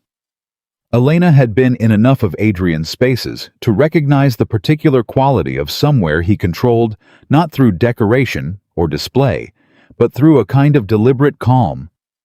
Everything functional, everything positioned with purpose. The kind of order that came from a man who had decided a long time ago that his environments would never be the variable that cost him. She set her bag down in the room he showed her to and stood at the window for a moment, looking at a street that meant nothing to her, which was precisely the point. Adrian gave her an hour. She respected him for that. Another man in his position, a man who had just learned that the woman he'd spent 5 years searching for was in immediate danger from an active threat, might have filled that hour with logistics and phone calls and the particular controlled urgency of someone who needed to be doing something at all times. Instead, he gave her 60 minutes of quiet, which told her he understood something most people didn't, that she needed to process before she could function, and that forcing her into action before she was ready would cost more than the hour would. She used the time well. She organized the documents into a sequence that told the clearest possible version of the story. She made a separate set of notes. Dates, names, specific language she needed Adrian to understand before they talked strategy. She ate half a sandwich someone had left in the kitchen without tasting it. She called Priya and said she needed a few days of personal leave and that everything would be explained when she could explain it, and that she was physically fine. "Define physically fine," Priya said. "Not hurt, not an immediate." She paused. "I'm okay, Priya." "You paused before immediate." "I'll explain everything, soon." A long silence from Priya's end. "The Callaway client called at 9:15, Priya said finally. "I handled it. The 2 o'clock is covered. Your workload is managed. You don't need to think about any of that." "Thank you." "Just..." Another pause. "Come back in one piece. That's the only deliverable I care about." She hung up and sat for another minute with the phone in her hand, feeling the weight of what it meant to have someone who worried about you simply because you existed in their life and they had chosen to care about you. It was not something she had allowed herself for the first several years. This was what 5 years of careful, ordinary living had quietly given her, a person who would cover her 2 o'clock and tell her to come back in one piece. She would not lose that. She was not going to let Damien Russo take that from her. When she came downstairs, Adrian was at the kitchen table with 2 phones and a laptop, and the kind of expression he got when he had been working through a complicated problem and had arrived at the part where he needed to talk it through. He looked up when she walked in. "Ready?" he asked. "Tell me what you found." Ooh. He turned one of the phones toward her. On the screen was a photograph taken at distance, surveillance quality but clear enough. "Damien Russo arrived in the city 48 hours ago, Adrian said. "He's staying at a hotel on the east side under a business name. He brought 4 people with him. 2 are known security. The other 2 are..." He paused. "They're not security. They're facilitators." "Meaning what exactly?" meaning they handle the operational side of situations that require more than presence and intimidation. He held her gaze. He's not here to negotiate. He came to take you. She looked at the photograph. She had not seen Damien Russo's face in 5 years. In her memory, he had occupied a slightly abstract quality, a threat, a force, something defined by what it represented rather than by the specific features of an actual human being. Seeing him in a photograph made him concrete in a way that landed differently than she expected. He looked ordinary. That was the thing that was hardest to absorb somehow. He looked like a man who might have been someone's accountant, someone's uncle, someone who made reasonable recommendations about wine at dinner. He did not look like the architect of 5 years of her life. "When you say take," she said, "I mean remove from this city, likely remove from this country, definitely remove from any situation where you have access to legal protection or personal choice." Adrian's voice was completely level. He intends to enforce the old agreement. In his understanding of it, you belong to his family network. You were incorrectly diverted. He wants the diversion corrected. He's not going to arrest me or negotiate or... He's going to act like this is a property matter, Adrian said, because that is how he has understood it from the beginning. He does not think of you as a person who has the right to disagree with what happens to you. He thinks of you as an obligation that got misdirected. The words had a particular quality of ugliness that she had known intellectually for years, but that landed differently when spoken out loud by another person in a kitchen in a safe house with a surveillance photograph on the table. "He's going to do it this weekend," she said. "He was going to do it this weekend. That timeline may have shifted when he realized you left your apartment." Adrian looked at her. "My people have been monitoring his team's communication. He knows you're gone. He doesn't know where you are. How long before he figures that out? That depends on his resources in the city, which are real, but not unlimited. A few days, maybe less." He paused. "This is the window." She looked at him. "The window for what?" she asked. "For us to move before he does." She sat down across from him. "Define move." "There are 2 approaches," he said. "One is defensive. Keep you protected, keep you mobile. Wait him out until he makes an error or gives up. The problem with that approach is that Russo doesn't give up.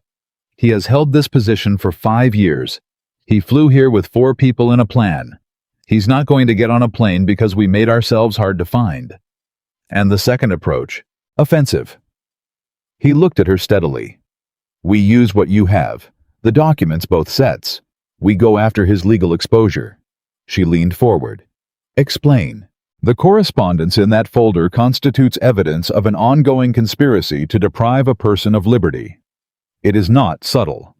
His lawyers wrote explicitly about plans to compel your presence to remove you from a legally valid marriage without your consent, to enforce a private agreement that no court in this country would recognize." He put his hands flat on the table. "There are 2 federal prosecutors in this city who have had ongoing interest in the Russo organization for 3 years. They have been looking for a way in a case that is clean enough to withstand Russo's legal team. You think my documents are that case. I think they are a significant part of it, with the right preparation, the right approach." "Adrian." She stopped him. "Those documents also implicate my father and my sister." The silence that followed had weight. She had said it. The thing she had been sitting with since 5 in the morning. Saying it to Adrian in a safe house kitchen made it real in a different way than it had been while she was sitting alone with it. "I know," he said. "If we go to federal prosecutors with this material, it doesn't stop at Russo. It pulls my father in. It pulls Gina in." She looked at the table. "My sister may have given them my location, but I don't know why. I don't know if she was threatened. I don't know if she was lied to. I don't know if she understood what she was putting in motion. We can try to limit. You know as well as I do that once we hand material to federal prosecutors, we don't control what they do with it." He was quiet. "I'm not protecting them," she said, and her voice was steadier than she felt saying it. "I want to be clear about that. I'm not going to protect my father out of sentiment. He made choices over years, deliberate choices. He signed those documents multiple times. She paused. But Gina is 26 years old, and I don't know the whole story. What do you need to know the whole story? She looked up. I need to talk to her, she said. He said nothing for the moment. She could see him considering it, the risk of it, the complications, whether reaching out to Gina would telegraph their location or give Russo a pressure point he didn't already have. It would need to be controlled, he said. Phone only. Through a device he can't trace back to this location. I understand. And if she tells Russo, then I'll know everything I need to know about the whole story, Elena said quietly. And we move forward without trying to protect her. He held her gaze for a long moment. Then he reached for the second phone on the table and put it in front of her. This number can't be traced to you or to this address, he said. You have as long as you need. She looked at the phone. Her sister's number was one of the 6 she had memorized and never used. She picked up the phone and dialed. It rang 4 times. Then Gina Moretti's voice, and just hearing it after 5 years, was a physical sensation, something in Elena's chest that she didn't have time to identify before her sister spoke. Who is this? It's me, Elena said. Silence. Then very quietly. Elena. Not a question, not surprise. The voice of someone who had been waiting for this call and was now deciding in real time whether to pretend otherwise. Gina, she said, I need you to tell me the truth. A long pause. Are you safe? That depends on what you tell me in the next 5 minutes. Are you alone right now? Yes, I'm at home. Elena, I've been trying to... Her voice caught. I didn't know what they were going to do. I need you to believe that. Tell me exactly what happened, Elena said. From the beginning, every detail. She heard her sister breathe. Papa found me 8 months ago, Gina said.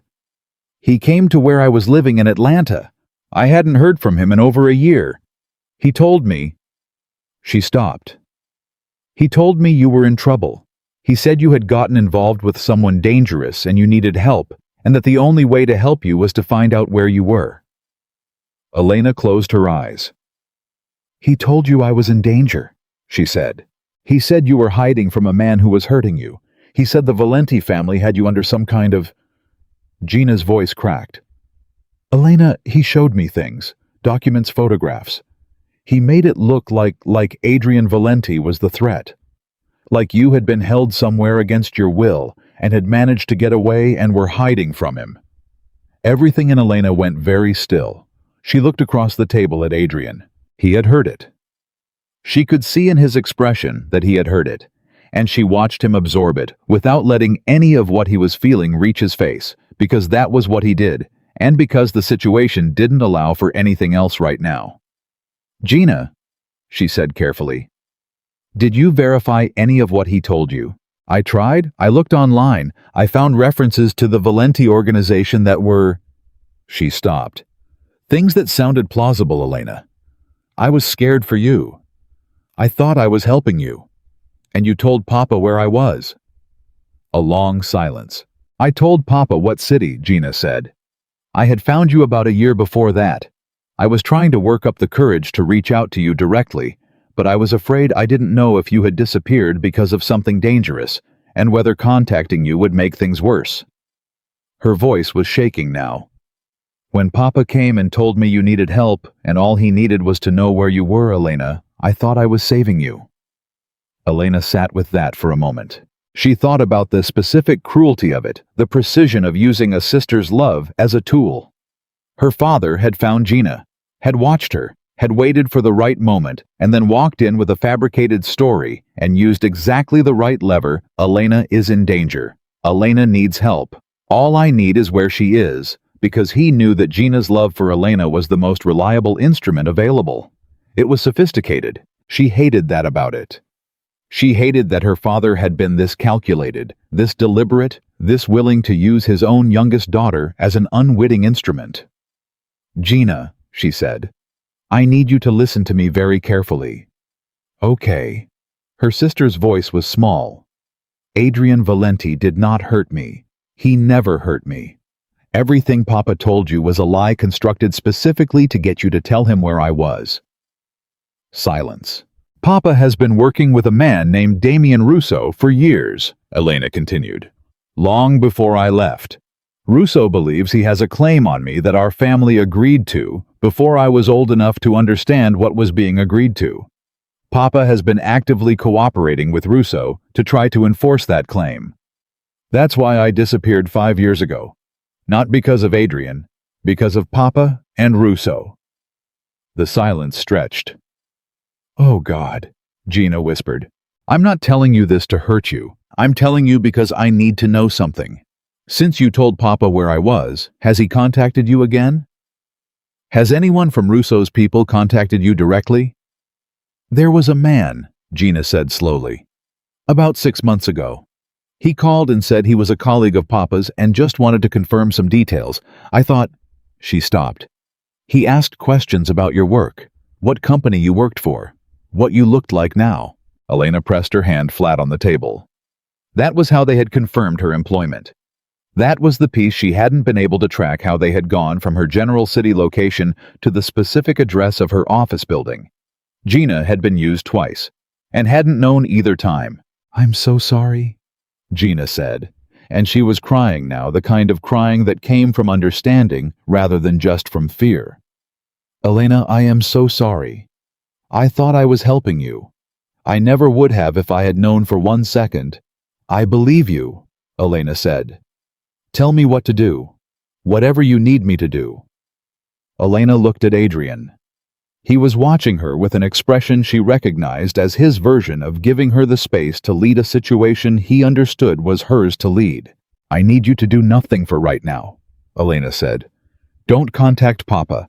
Don't respond to anyone connected to his circle. Don't mention this call to anyone.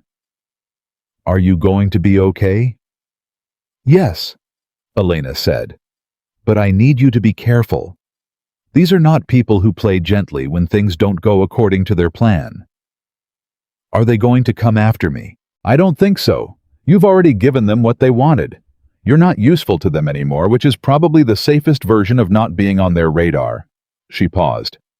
But Gina, if anything happens, if anyone contacts you or comes to your home or anything feels wrong, I call you at this number. No, this number goes dark after today. She glanced at Adrian. He wrote something on a piece of paper and pushed it across the table. I'll have someone send you a contact in the next few hours, a name and a direct line. If anything happens, you use that. Okay. Her voice was steadier now, still raw but determined in the way Elena recognized from childhood, the particular way Gina got when she had processed something terrible and decided to be useful rather than broken by it. Elena. What? I missed you. Her voice broke on the last word. I missed you every single day. Something in Elena's chest folded quietly. I know, she said. I missed you too. She hung up. She sat for a moment with the phone in her hands. Adrian didn't say anything.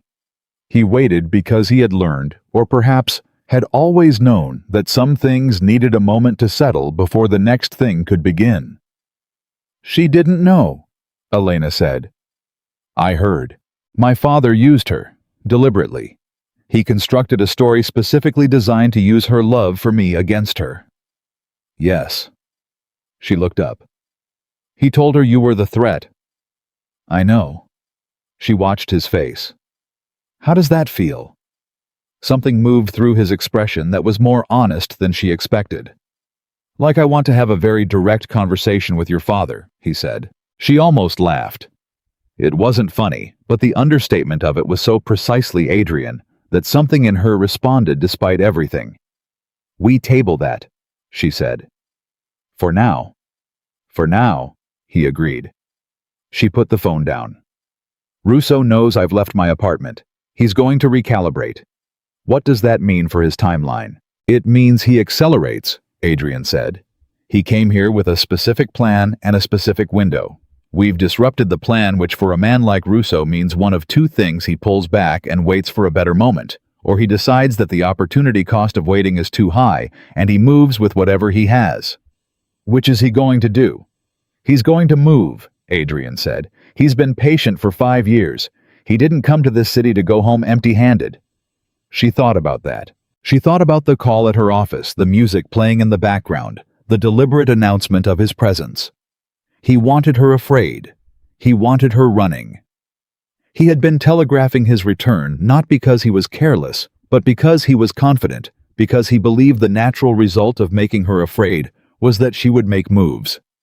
He could track, would reach out to people, he could monitor, would eventually land somewhere he could reach her. He expected me to run, she said. Yes.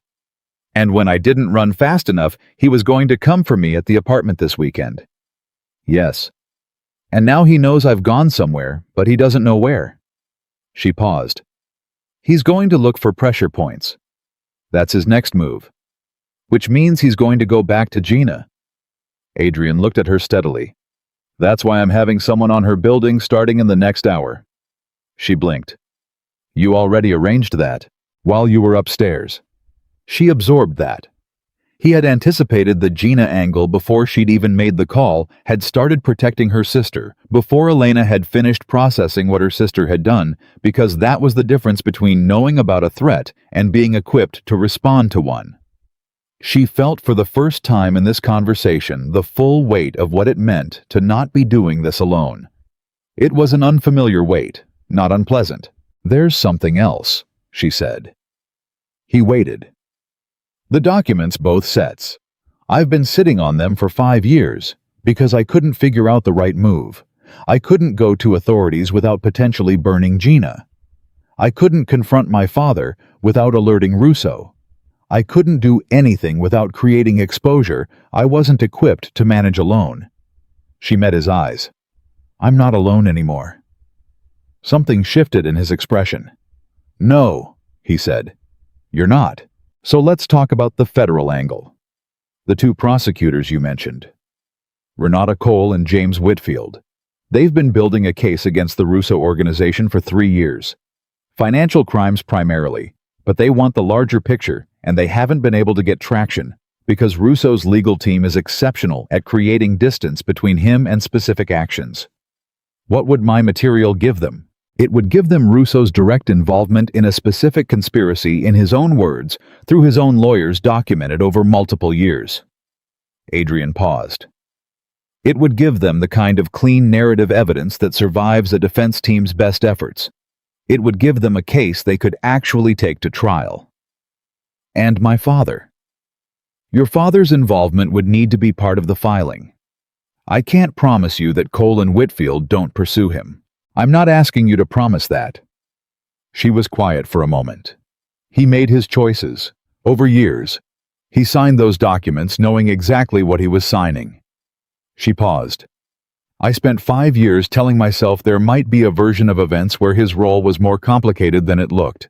That maybe he was coerced. That maybe he didn't fully understand what Russo intended. She looked at the table. After Gina told me how he used her, I don't think that anymore. Adrian said nothing. He knew, she said. He knew what he was cooperating with, and he cooperated anyway, because whatever arrangement he had with Russo was worth more to him than his daughter's autonomy. She looked up. I'm not protecting him. The words landed clearly.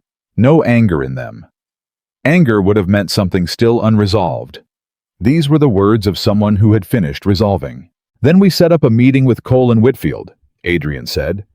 I have a contact who can facilitate an introduction outside official channels, keep your name out of any institutional record, until we know how they want to proceed. When? Tomorrow morning, if you're willing. I'm willing. He nodded. Then his phone buzzed. He looked at it. Something changed in his face. Not dramatically. A degree of attention that was different from the attention he had been paying to everything else in the last hour. She leaned forward. What is it? He turned the phone and showed her the screen. A message from a contact identified only by a first initial. 2 sentences. Russo made contact with Marco Moretti 20 minutes ago. Moretti confirmed subject is no longer at the apartment. Russo is asking for the sister's address. Her blood went cold. He's going after Gina, she said. My person is already on her building. That's one person. If Russo sends... I'm adding 2 more right now. He was already typing. Gina will not be touched. Elena stood up. She couldn't sit anymore. She walked to the far side of the kitchen and pressed her hands against the counter and breathed. Once. Twice. Her father had told Russo she was gone from the apartment. Her father had done that in real time within hours of her leaving.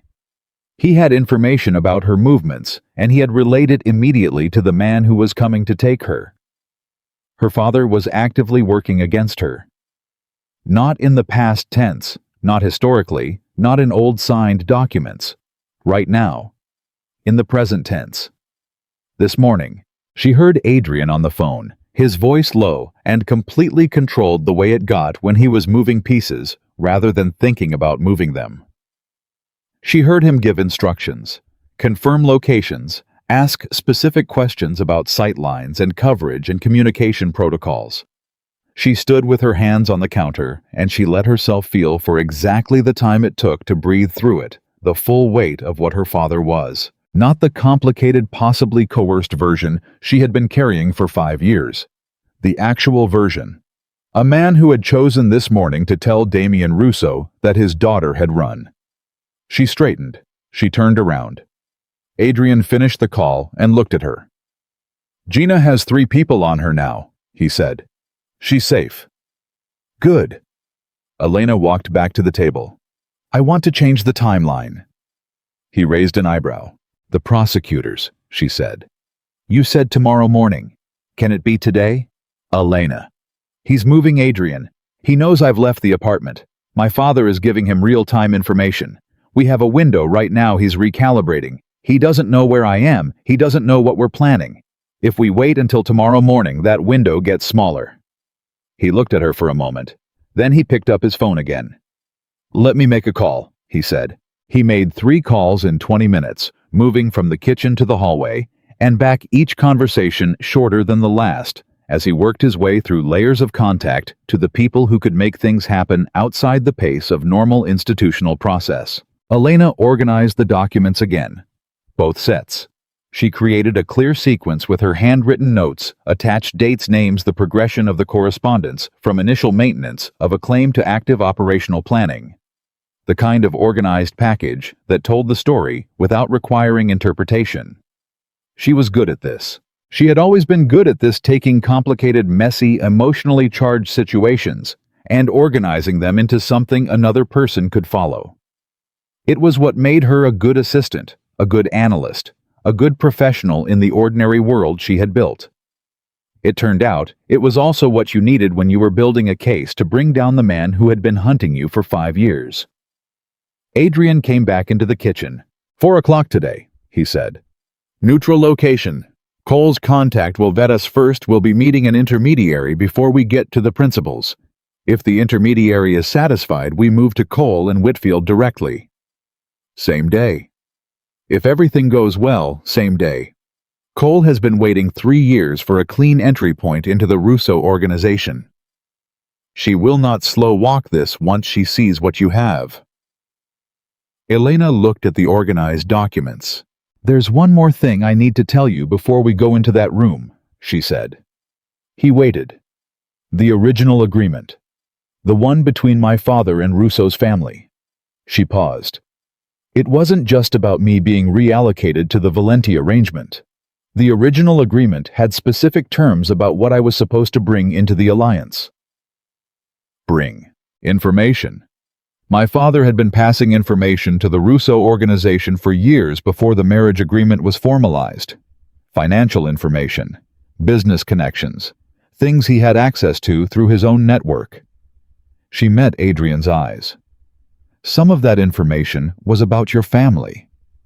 The silence was absolute. How much? He said. I don't know the full scope. I only have what's in the documents, and it references it without detailing it. but there is correspondence suggesting that part of the value my father brought to the Russo alliance was an ongoing channel into the Valenti business network. She watched him absorb that. She watched the very specific quality of stillness that came over him when he was processing something that changed the shape of what he thought he understood. "Your father was feeding information about my family to Russo," he said, "potentially for years before our arrangement, and possibly during it." He was quiet for a long moment. "During our arrangement," he said slowly, "you were in my house, with access to—" "I never passed anything," she said immediately. "Adrian, I never gave anyone anything. Not one conversation, not one document, not a single piece of information. I know that. I need you to say that you know that." He met her eyes. "I know that, Elena. I know who you are." She breathed. "But your father may have believed you were," he said. "He may have arranged the marriage expecting you to serve as a channel that you refused to be. Which would explain why he moved so quickly to the Russo arrangement when the Valenti one was ending," she said. "He wasn't just maintaining an old agreement. He was replacing a channel he'd lost access to." Something moved through Adrian's expression that was harder than anything she had seen from him since he walked into her office. "He put you in my house," he said, "expecting to use you as a source. And I wouldn't do it. And you wouldn't do it. And then you found out what he'd agreed to, and you left." He paused. "And he spent 5 years cooperating with Russo to get you back into a position he could control." "Yes." He looked at the table for a moment. When he looked up, whatever the harder thing in his expression had been, it was contained now, moved somewhere interior, where it would be examined later when there was time. "This changes what we bring to Cole and Whitfield," he said. "This isn't only a case about the conspiracy against you. This is a case about a multi-year information channel between your father and the Russo organization that involves my family. I know. My family's lawyers need to be in the room." "I anticipated that." He looked at her. Something came into his expression that was complicated and quiet, and that she didn't try to name because they had an appointment in a few hours, and she needed to stay operational. "You've had all of this," he said, "for 5 years." "Yes." "Alone?" "Yes." He was quiet. "Adrian," she said, "don't." "Don't what?" "Don't look at me like I did something heroic. I made a choice that cost us both years. The cost wasn't only mine, and I made the decision alone. That was wrong regardless of my reasons." She held his gaze. "I need to own that." He said nothing for a moment. "You protected people," he said finally.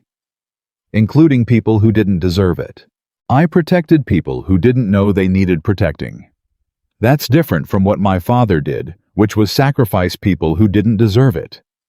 She paused. "I was trying not to be him." The words surprised her when they came out. She hadn't intended to say that. It was the kind of thing she had circled around in her own thinking for years, without ever landing on it so precisely. She looked at the table. "I spent so much time afraid of becoming him," she said. "Afraid that if I made decisions about other people's lives for what I told myself were good reasons, I was just doing the same thing he did with better justification." Her voice was steady. "That's why I didn't tell you. It wasn't only about protecting you. It was about not being the person who decided your fate without asking you." The kitchen was quiet. Outside the window, she could hear the city maintaining its ordinary momentum, indifferent and constant. When she looked up, Adrian was watching her with an expression she had seen only a few times in all the time she had known him in the early morning kitchen 2 months and 3 weeks into an arrangement when she had said something that surprised him into honesty. "You are nothing like him," he said. She breathed. "Thank you," she said. He stood. "We should prepare for the 4 o'clock."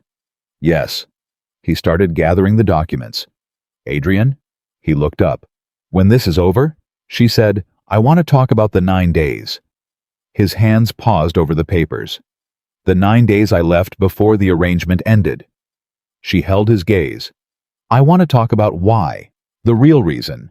Not the Russo reason, the other reason." Something moved through his expression. He looked at her for a long moment. "When this is over," he said, "I want to hear it." She nodded. They gathered the documents. They prepared for the 4 o'clock. And somewhere across the city, Damien Russo was recalibrating, reshaping a plan that had been 5 years in the making around the complication of a woman who refused again to behave like someone whose choices could be made for her. He didn't know yet that she had stopped running. He didn't know that the documents existed, or that federal prosecutors had been waiting 3 years for exactly this kind of evidence, or that the woman he had spent 5 years treating as a misdirected asset had spent those same 5 years quietly, methodically alone, and afraid, and absolutely determined, building the case that would end him. He would know soon. The intermediary's name was Bernard Lau, and he was exactly the kind of man you would not notice in any room he walked into which Elena suspected was entirely intentional. He was 40, or close to it, with the careful posture of someone who spent a lot of time being professionally invisible, and the eyes of someone who noticed everything anyway. He met them at a law office, in a building that had no Russo connections, and no Valenti connections, and no connections to anything except the unremarkable business of people with legal questions, which was probably the point. He shook Adrian's hand first, then hers. "Ms. Moretti," he said, using her real name, so he already knew. "Mr. Lau," she said. They sat down in a small conference room. Bernard placed a recording device on the table, looked at them both, and said, "Everything you tell me in the next hour goes directly to Renata Cole and James Whitfield. Not to their office, to them personally. I need you to understand that before we begin. Nothing filed, nothing official, nothing that creates a paper trail until Cole and Whitfield decide how they want to proceed." "Understood?" Adrian said. Bernard looked at Elena. "The materials you have. I'd like to see them before we go further." She placed the organized folder on the table. He opened it. He read the way Adrian read, methodically, completely, without narrating his reaction. He turned pages at a steady pace. He went back twice. He read the note she had attached to the 3rd page of the 2nd set. He closed the folder. He looked at her. "How long have you had this?" he asked. "The first set 5 years. The second set I've been building for 3 years. The most recent correspondence was added 14 months ago. And no one else has seen this material. One lawyer. Private practice, no connection to either family. She helped me organize and authenticate it. She's prepared to testify regarding chain of custody." Bernard looked at the folder for another moment. Then he picked up his phone and made a call. It lasted 45 seconds. He said 4 sentences, listened, said 2 more, and hung up. "Cole and Whitfield will be here in 90 minutes, he said. Elena glanced at Adrian. He was looking at Bernard with the expression of a man who had expected this, but was still noting it for what it was. "They were available on that timeline," Adrian said. "It wasn't quite a question. They've been waiting for a door into the Russo organization for 3 years, Bernard said. Ms. Moretti just handed them one." The 90 minutes were the strangest Elena had experienced in a very strange 2 days. They sat in that conference room, she and Adrian, with Bernard occupying his professionally invisible corner, and they waited. She organized her notes. She reviewed the document sequence one more time. She drank 2 cups of coffee that Bernard's assistant produced without being asked, and ate a second half a sandwich that tasted exactly as much like nothing as the first one had. Adrian sat beside her and said very little, which was one of the things she had always found most valuable about him, his understanding of the difference between support that helped and support that interfered. He was present, and that was enough. At 5:20, Renata Cole and James Whitfield walked into the room. Cole was 50-something with the kind of sharp, undecorated presence that came from years of deciding her time was too valuable to spend on performance. Whitfield was younger, mid-40s, quieter, the kind of quiet that indicated processing rather than passivity. They sat across the table, and Cole looked at the folder that Bernard had already placed in front of her. "Ms. Moretti," Cole said, "I've been briefed. I have questions, and I'd like to start at the beginning. Are you prepared for that?" Yes, Elena said. Good. Cole opened the folder. Start with how you obtained these documents. Elena started at the beginning. She talked for over an hour. She told it in the order she had experienced it: the arrangement, the discovery, the decision to leave, the 5 years of building the second set of documents, the phone call with the music, the surveillance. She had identified Gina. She told it without editorializing, without emotion, in the clear, organized way she had rehearsed inside her own head on 100 insomniac nights, because she had known, even when she told herself she was being paranoid, that this day might come and that she needed to be ready for it. Cole asked precise questions. Whitfield took notes. When she finished, Cole sat back and looked at Adrian. Mr. Valenti, you're aware that this material implicates business interests connected to your family. I am. And you're here voluntarily, facilitating this. I am. Cole studied him for a moment. My office has had peripheral interest in the Valenti organization for some time. I'm aware, Adrian said. This cooperation would be noted. I'm not cooperating for credit, Adrian said. I'm here because the woman sitting next to me has been hunted for 5 years by a man who treats people as property. The credit doesn't interest me. Cole looked at him for another moment. Then she looked at Elena. This is usable, she said. Both sets, with proper authentication and your lawyer's testimony on chain of custody. This is the cleanest entry point into the Russo organization we have seen in 3 years. She paused. I will be direct with you about what this means. We can move quickly.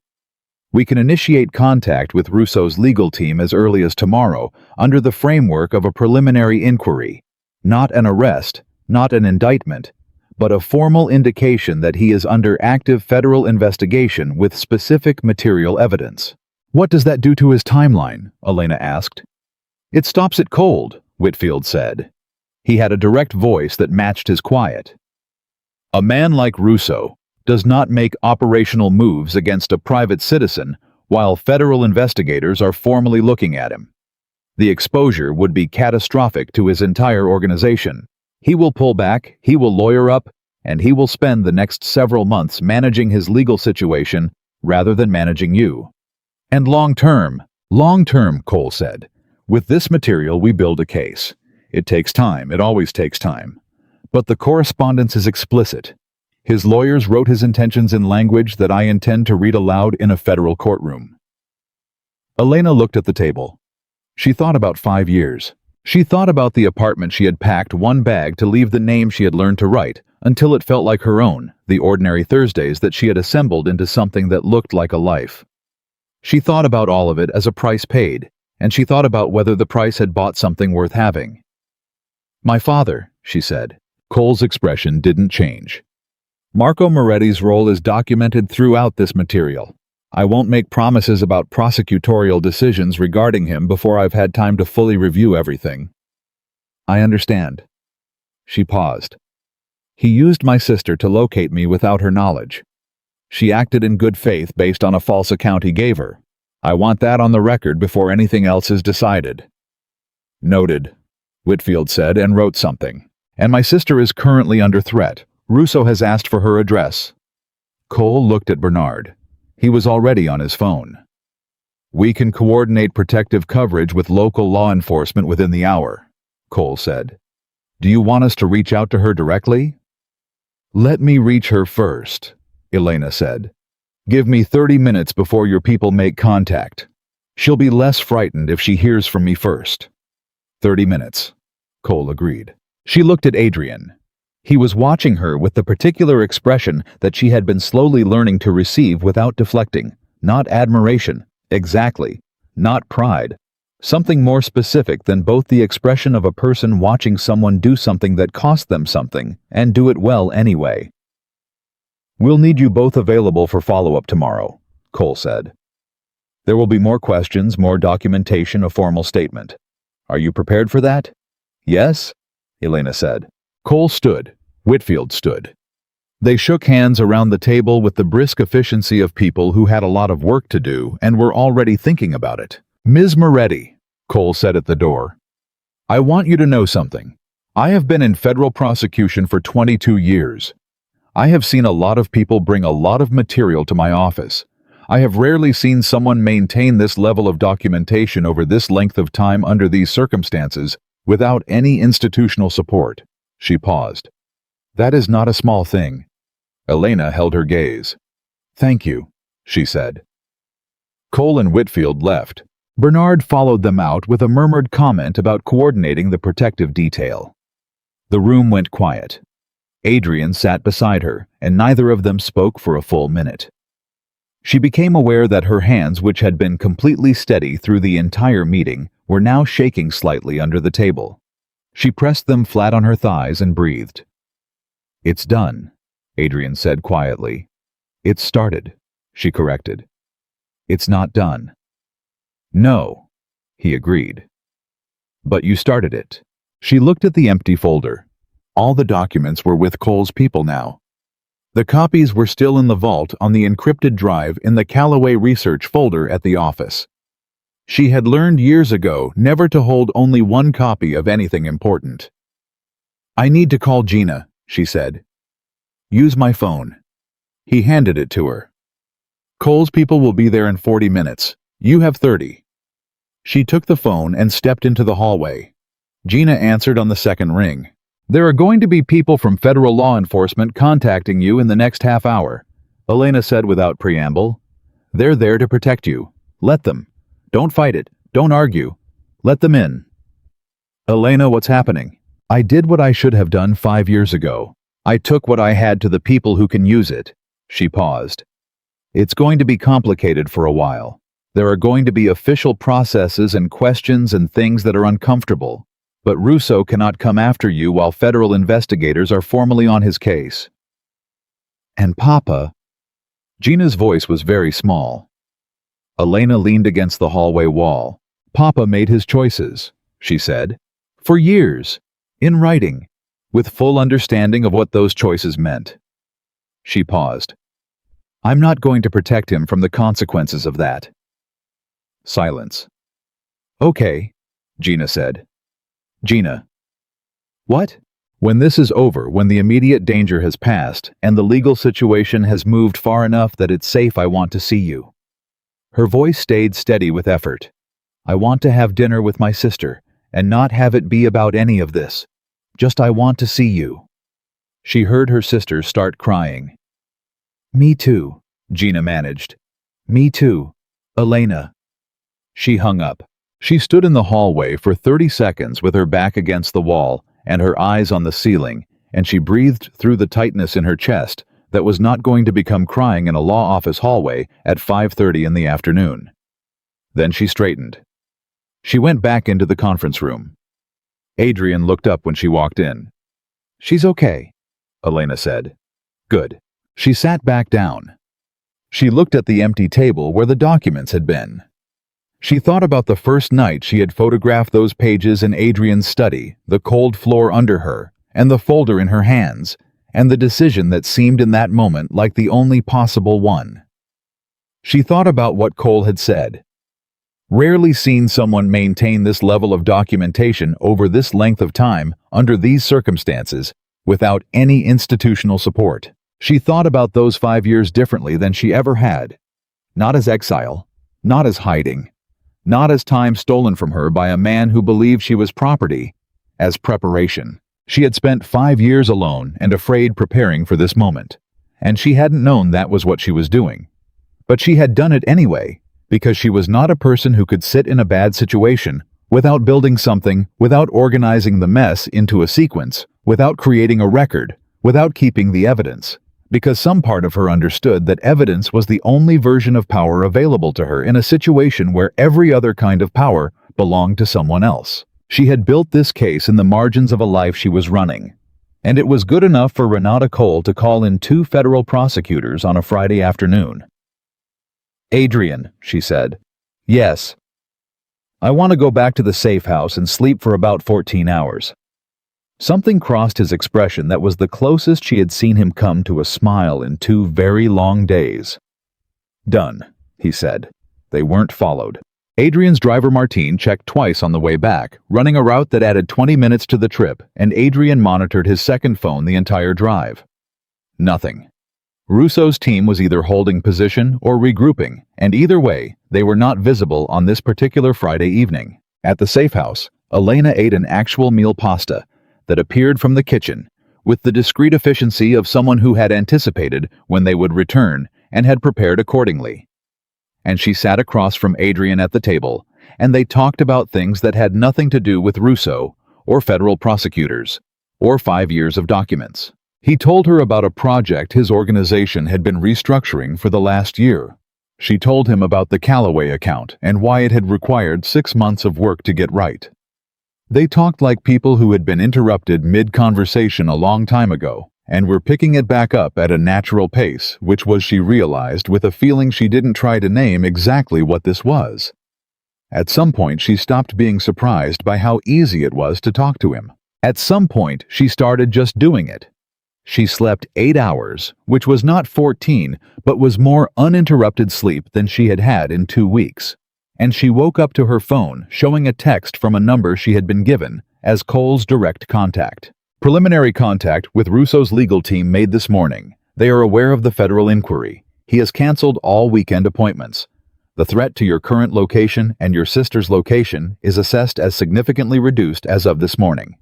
We will need you at 10 a.m. She stared at it. She read it again. He has canceled all weekend appointments. She sat on the edge of the bed, and she understood what that meant in the specific operational way she had learned to understand things over 5 years of being careful. It meant that the plan that was supposed to happen this weekend, the plan Damian Russo had spent months constructing, the plan that had been 48 hours away, was gone. Not because he had given up, not because the larger situation was resolved, but because federal attention changed the calculation for a man like Russo in immediate, concrete, irrevocable ways. He couldn't move on her while Cole and Whitfield were formally looking at him. She was safe. Not permanently. Not with every variable resolved. But this weekend, this specific threat, this plan gone. She sat with that for a moment. Then she got up, made coffee, and read the text again. Adrian was already at the kitchen table when she came downstairs. He had his phones and his laptop and the expression of someone who had been up for a while and had already processed a significant amount of information. He looked up. "You saw Cole's message," he said, "just now." He nodded. She sat down across from him and wrapped her hands around her coffee cup. "What are you thinking?" "I'm thinking that Russo is sitting in a hotel room with 4 people he flew in for an operation that is now indefinitely on hold, talking to lawyers who are telling him things he doesn't want to hear." He paused. "I'm thinking that a man like that doesn't absorb that situation quietly. He looks for something he can still control. Which means he may try to reach out directly, to you, a conversation, an offer." His voice was steady. "He may believe that if he can get you to agree to terms, the federal situation becomes moot, that without your cooperation, Cole and Whitfield's case weakens." She shook her head. "The documents exist independently. My cooperation strengthens the case, but the material is usable without me. He may not know that." She thought about it. "If he reaches out, you tell me immediately and we loop Cole. Nothing direct, nothing unmonitored." "Agreed." She paused. "Adrian, there's something we haven't talked about." He waited. "My father is going to be contacted as part of the federal process, probably soon. He's going to know it came from me." She looked at her coffee. "He's going to react. I don't know how he'll react. I don't know if he'll try to reach Gina, try to reach me, try to negotiate with Russo, or try to—" She stopped. "I don't know what he'll do. My people have eyes on him." She looked up. "Since when?" "Since yesterday afternoon, when the second set of documents confirmed his active involvement." He held her gaze. "He's in Miami. He hasn't traveled. He has made 5 phone calls in the last 24 hours, 3 to numbers connected to the Russo network. He's still feeding them information. He's trying to. Whether they're listening is less certain now that their legal team is managing a federal inquiry." She sat with that. Her father in Miami making phone calls to people who were now significantly less interested in receiving them. Her father trying to operate as a useful instrument for an organization that had just had the ground shifted under it, learning in real time that the asset he thought he was managing had instead been the person who'd managed him. She did not feel satisfaction at that. She had expected to feel something like satisfaction, or the cold cousin of it, vindication. And instead, she felt the particular exhaustion of a grief that had been held so long it had lost its sharp edges and become something blunter and heavier. "What happens to him," she said, "is what happens to him." Adrian said nothing. "I'm not going to call him. I'm not going to warn him. I spent 5 years making decisions on other people's behalf without their knowledge, and I've decided that I'm done making decisions on behalf of people who don't deserve the protection." She looked up. "He doesn't deserve the protection." "No," Adrian said quietly. "He doesn't." Her phone rang. Unknown number. Not the blocked kind, unknown the specific way that Adrian's number had been unknown in the early days, which meant routed through systems designed to obscure origin, rather than simply not saved in her contacts. She looked at it. She looked at Adrian. He was already tense. She answered and put it on speaker. "Ms. Moretti?" The voice was smooth, moderately accented, unhurried. The voice of a man who had decided that his manner of speaking was one of the things he controlled absolutely. "This is Damien Russo." The kitchen went entirely still. She held Adrian's eyes across the table. "Mr. Russo," she said, "I hope I haven't interrupted your morning." "What do you want?" Directness. "Good." A pause. "I believe we have had a misunderstanding. I would like the opportunity to clarify several points that I think have been exaggerated. The nature of our family's agreement was never meant to be—" "Stop," Elena said. Silence. "I know what the agreement said," she continued. "I've read the correspondence between your lawyers and my father for 5 years. I know what every clause meant and what your intentions were." She paused. "You didn't call to clarify anything. You called because you're looking for a way to make what has happened in the last 24 hours less catastrophic for your organization." A longer pause. "You are more direct than I anticipated," Russo said. "What I am is finished being managed," she said. "Whatever you were going to offer, no. Whatever you were going to ask me to reconsider, no. What I did yesterday with the material I have cannot be undone, and I wouldn't undo it if I could. Ms. Moretti." His voice had shifted slightly, still smooth, but underneath it, something that had grown teeth. "The people you have chosen to align yourself with have a reputation in certain circles that—" "Mr. Russo?" Her voice was completely level. "I am speaking to federal investigators today at 10 o'clock. Everything you say to me right now is being documented. I would encourage you to consider that." The silence on the line was the kind that comes from a person realizing that the situation they thought they understood has been fundamentally misread. "You're recording this call," he said. "I'm advising you that anything you say to me is documentation," she said. It was not quite the same thing, and she said it deliberately. Another pause. "This is not finished," he said. Quiet. Almost conversational. The tone of a man who was used to having the last word and intended to find it eventually. "You're right that it's not finished," she said. "But it's finished on your terms."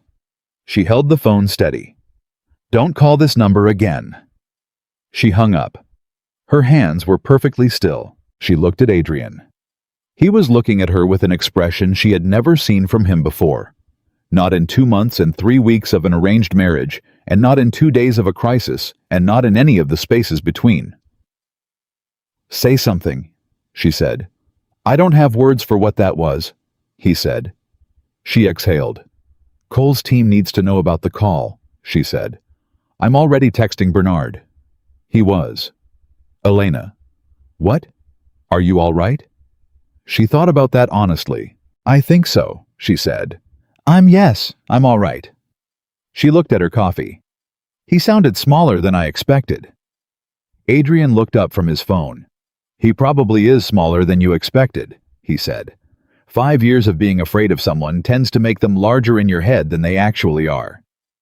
She thought about that. She thought about all the space Damien Russo had occupied in her interior life, the weight he had taken up in her decisions and her nightmares, and her 5 years of careful, methodical, solitary preparation. She thought about how much of her energy had been organized around him, without her having been consciously aware of how completely he had colonized her daily functioning. And now, he had called her, and sounded like a man in a hotel room talking to lawyers who were telling him things he didn't want to hear.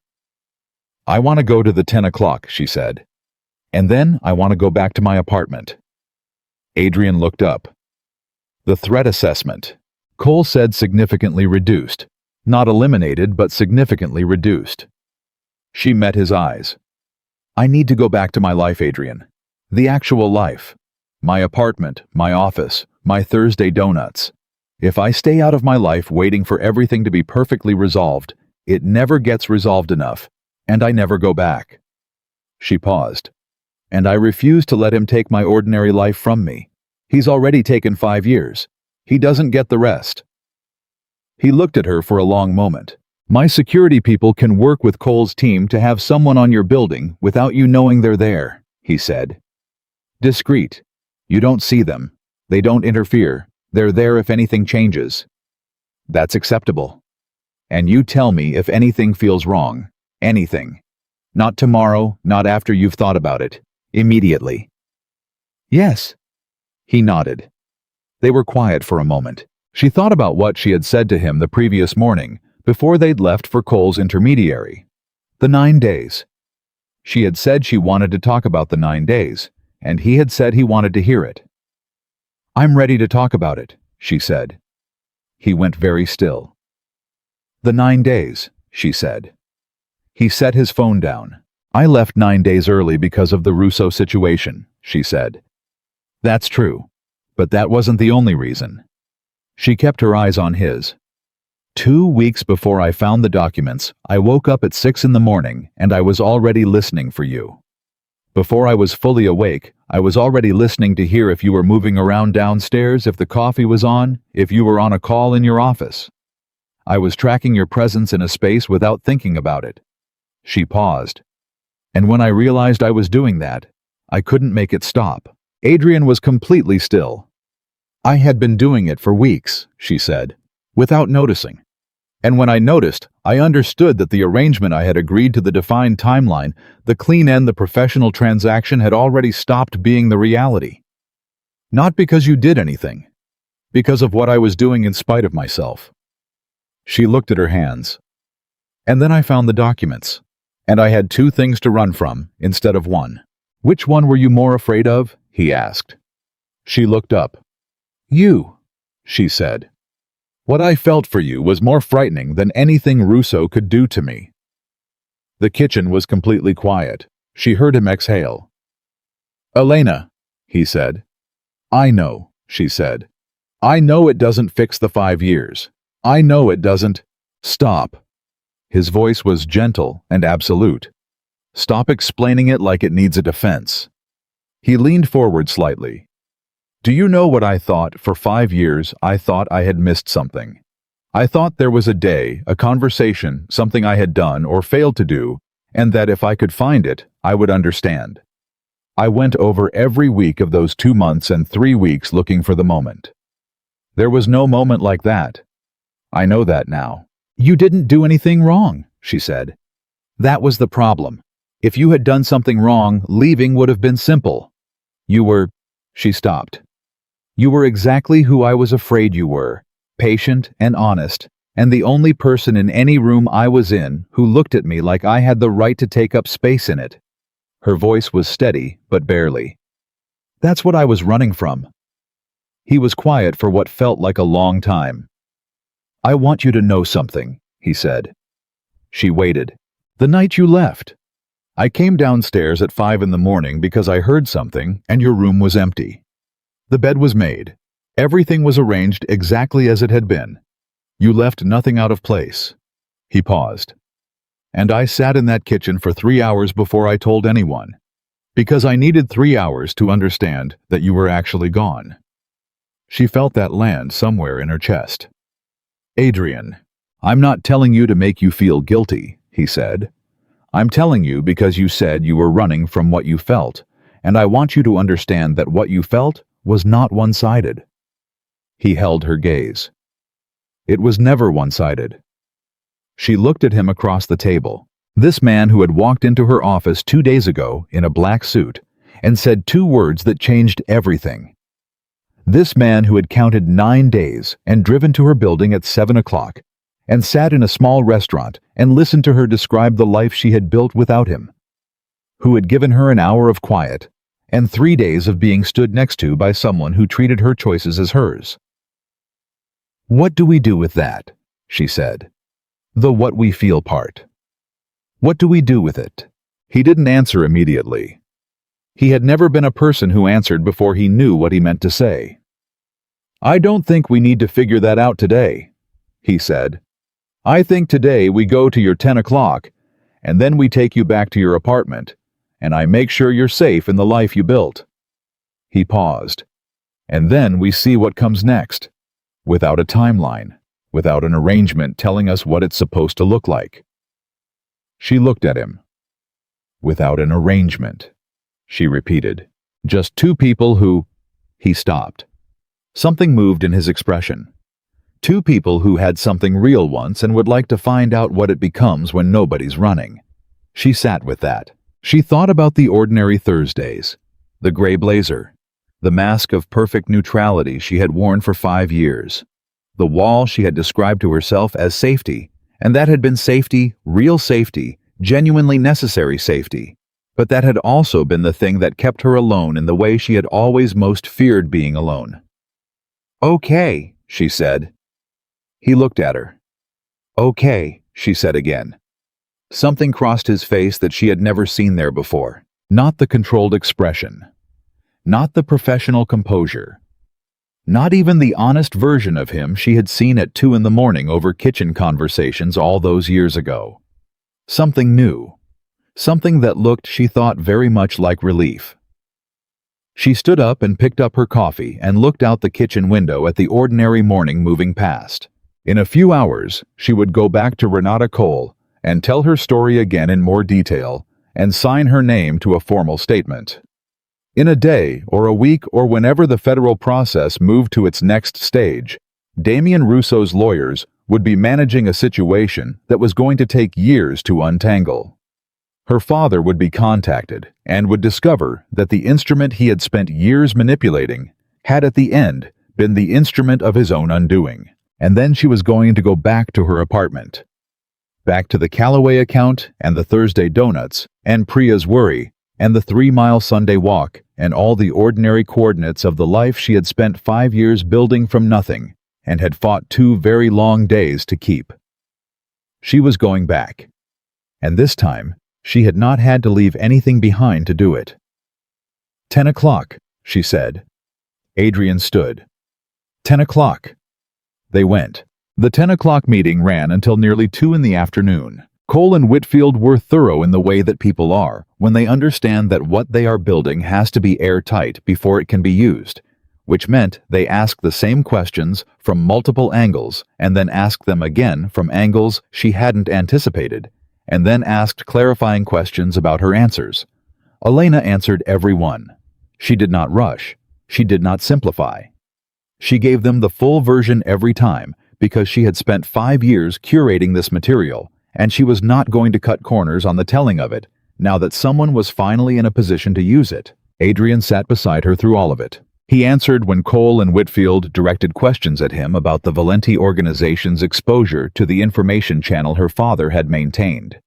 He was precise, cooperative, and completely honest, which Elena watched with a specific kind of attention, because she understood what it cost a man in his position to answer those questions openly. He was choosing transparency in a room with federal prosecutors because she had handed them material that made transparency the only defensible position. And he was choosing it without resentment, without qualification, without making her feel that his cooperation was a concession she owed him for. She added that to the list of things she had been wrong about him for 5 years. At 1:40, Cole set down her pen and looked at them both. "We have what we need for today," she said. I want to be clear about the next steps. Within the next 72 hours, Russo's legal team will receive formal notification of the scope of our inquiry. That notification will include a reference to documentary evidence without specifying its nature. We don't tip the full hand until we're ready to play it. Your father will receive a separate notification within a similar time frame. She looked at Elena. Are you prepared for him to know? Yes, Elena said. His lawyer will likely contact him within hours of receiving our notification. Whatever his first move is, it will probably be to try to establish communication with you, to negotiate, to explain, to control the narrative. She paused. I would advise against accepting any contact from him for the time being. That won't be difficult, Elena said. Cole nodded. The protective detail on your sister stays in place for a minimum of 30 days. After that, we reassess based on the status of both investigations. She looked at her notes. Your building will have coverage you won't see for as long as the threat assessment indicates it's necessary. You go back to your regular life. You go to work. You do not alter your patterns because altered patterns attract attention, and you're safer being predictable inside a protected perimeter than being unpredictable and uncovered. Understood. You call Bernard if anything happens. Anything at all. Cole closed her folder. Ms. Moretti, what you've brought to this office changes a 3-year investigation. I want you to understand that. What you built alone without resources, without institutional support, is going to matter. Elena looked at her. I know, she said, not with pride, just with the clear-eyed acknowledgement of someone who had spent 5 years doing something in the dark and was finally seeing it in the light. They left at 2:15. Martine drove them in comfortable silence. Elena watched the city move past the window and thought about what Cole had said. Go back to your regular life, do not alter your patterns, and felt the specific quality of permission in it. Not permission she needed from Cole. Permission she was giving herself. To go back. To reclaim the ordinary. Adrian's phone buzzed. He looked at it. His expression didn't change, but something in the quality of his attention sharpened. What is it? She asked. He turned the phone toward her. A message from Bernard. 4 words. Russo checked out this morning. She read it twice. He left, she said. He left, Adrian confirmed. His team checked out at 11:30. They're on a flight back to New York. She stared at the message. Damien Russo, who had come to her city with 4 people and a plan that had been 5 years in the making, who had arranged surveillance and cultivated a source inside her own family, and timed his arrival to coincide with a specific window, had checked out of his hotel at 11:30 in the morning and gotten on a plane. Because Cole's formal notification to his legal team had landed. Because the calculation had changed. Because the woman he had spent 5 years treating as a misdirected asset had turned out to be the person holding the file that could undo him. He ran, she said. He retreated, Adrian said. There's a difference. He'll regroup. His legal team will work the angles. This isn't over in the sense that he disappears and never tries again. I know. But he is not in this city today, and he will not be in this city again while this investigation is active. He paused. Cole will make sure the investigation stays active. She looked out the window again. She felt something she didn't immediately recognize, a lightness in her chest that had no precedent in the last 5 years. Not happiness exactly, because too much was still unresolved and too much had been lost to call this happiness. Something quieter. The sensation of a weight that had been so constant she had stopped noticing it no longer being there. She had been carrying Damien Russo for 5 years, and he had just gotten on a plane. Martine, she said, can we go to my building? My actual building? Martine looked in the rearview mirror. Adrian nodded once. Of course, Ms. Elena, Martine said. She turned back to the window. Adrian reached across the seat and put his hand over hers just briefly. Not a gesture of romance, not anything that required naming or responding to just the physical acknowledgement of a person who understood what this moment was and wanted her to know she wasn't in it alone. She turned her hand over and held his for exactly 3 seconds. Then she let go and straightened up and looked out the window at the city she had lived in for 5 years, and for the first time since she'd arrived in it, she did not feel like someone who was hiding inside it. She felt like someone who lived here. Priya was standing in the lobby. Elena stopped when she saw her. "How did you know I was—" "I called Martine," Priya said. "Don't look at me like that. You gave me his number 6 months ago for emergencies, and this qualified." She looked at Elena for a long moment. Then she looked at Adrian. Then she looked back at Elena with the comprehensive, rapid assessment of a woman who had just absorbed an enormous amount of information in 3 seconds. "You're okay," Priya said. "I'm okay." Actually okay, not the version of okay that means you're managing. Actually okay.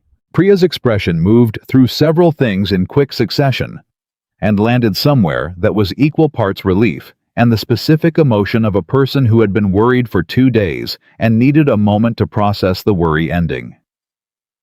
"Mr. Valenti," she said. "Ms. Chandran," Adrian said. "Thank you," Priya said. "For whatever you did." "She did it herself," Adrian said. "I was present." Priya looked at Elena with an expression that said she was going to have opinions about that statement later, and those opinions were going to require a long conversation and probably wine. "Callaway account," Elena said. "Tell me." "The 2 o'clock yesterday was fine. The client is happy with the revised projections. Richard tried to restructure your section of the Q1 report and I stopped him." "You stopped Richard." "I told him you had a family emergency and that touching your section without your input was a choice he would need to explain to me personally. He backed down." Priya paused. "I may have used a tone." Elena felt the first uncomplicated smile cross her face in 3 days. "I'll be back Monday," she said. "Monday," Priya confirmed. Then quietly, "I'm glad you're back." Elena held her gaze. "Me too," she said. Priya left. Elena and Adrian rode the elevator up to her floor. She unlocked her apartment and stepped inside and stood in the middle of it and looked at everything exactly where she had left it. The bookshelf, the street market picture, the kitchen she had painted herself. Nothing had moved. Nothing had changed. It felt completely different than it had 48 hours ago. "Come in," she said to Adrian. "I'll make coffee." He came in. He sat at her kitchen table with a natural ease that surprised her.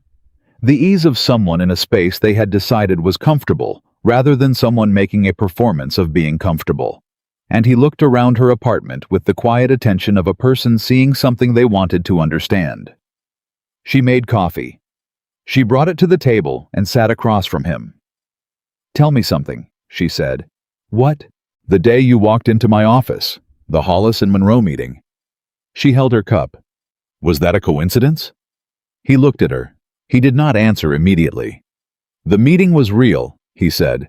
"The subsidiary relationship with Hollis and Monroe is genuine.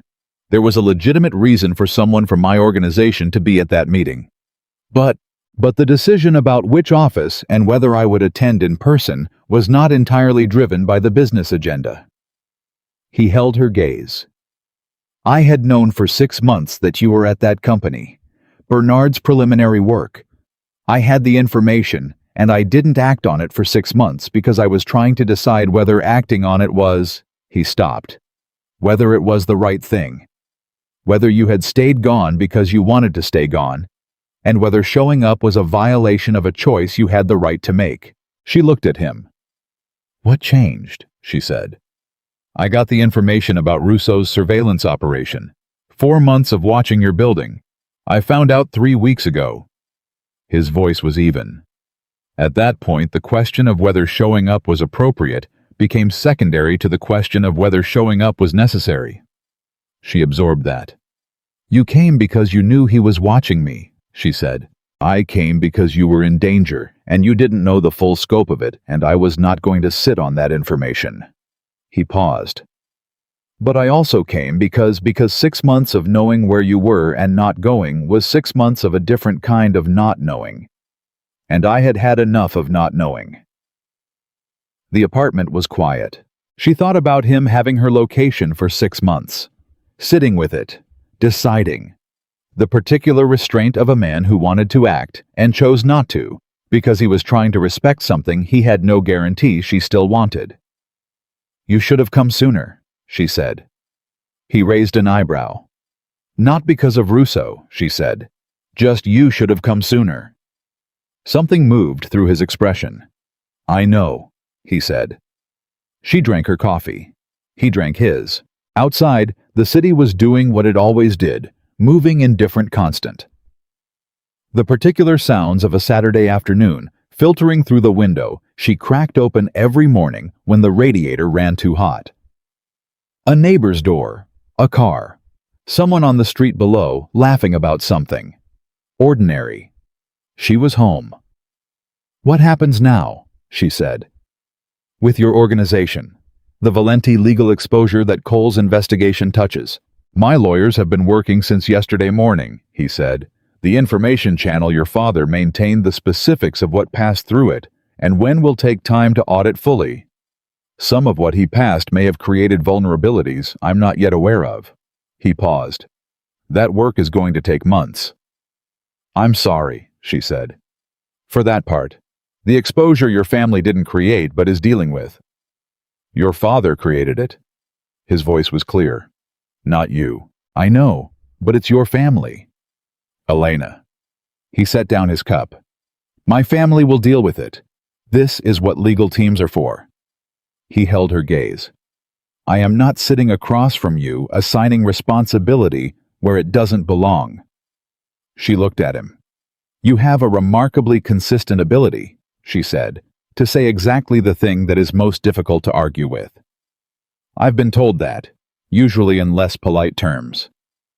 She almost laughed. It came out as a breath halfway between a laugh and an exhale, and it felt like something loosening in her chest, some final knot that had been there so long she had incorporated it into her posture. Her phone rang. She looked at the screen. Marco Moretti, her father. She had expected this. Cole had said his lawyer would contact him, and he would try to establish communication. She had expected it to take longer, a day, maybe 2. But her father had always been faster than expected when his own interests were at stake. She looked at the screen. She let it ring. Adrian watched her without speaking. It rang 5 times, then voicemail. Then it rang again immediately. She let that one ring too. The third call came 30 seconds later. She picked up, not because she had changed her mind about what Cole had advised, not because she was ready to hear whatever her father had constructed to say, but because she was done letting his calls occupy space in her life unanswered. The not answering had its own weight. The answering and deciding what it meant and putting it down, that was lighter. "Elena." His voice.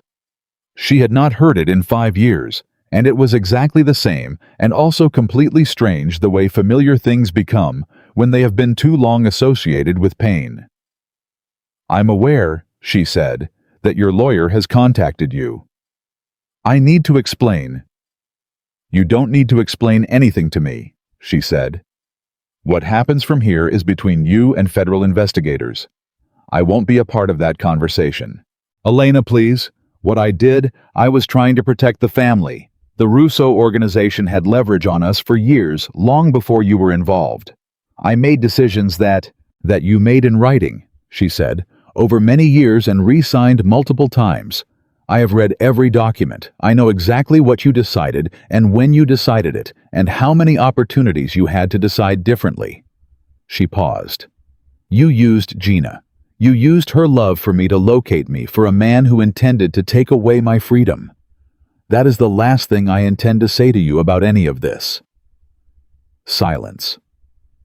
"I'm your father," he said. "I know," she said. "That's the part that cost the most." She hung up. She put the phone face down on the table. She breathed. Adrian said nothing for a moment. Then, "Are you all right?" "Yes," she said. I needed to do that." She looked at the phone.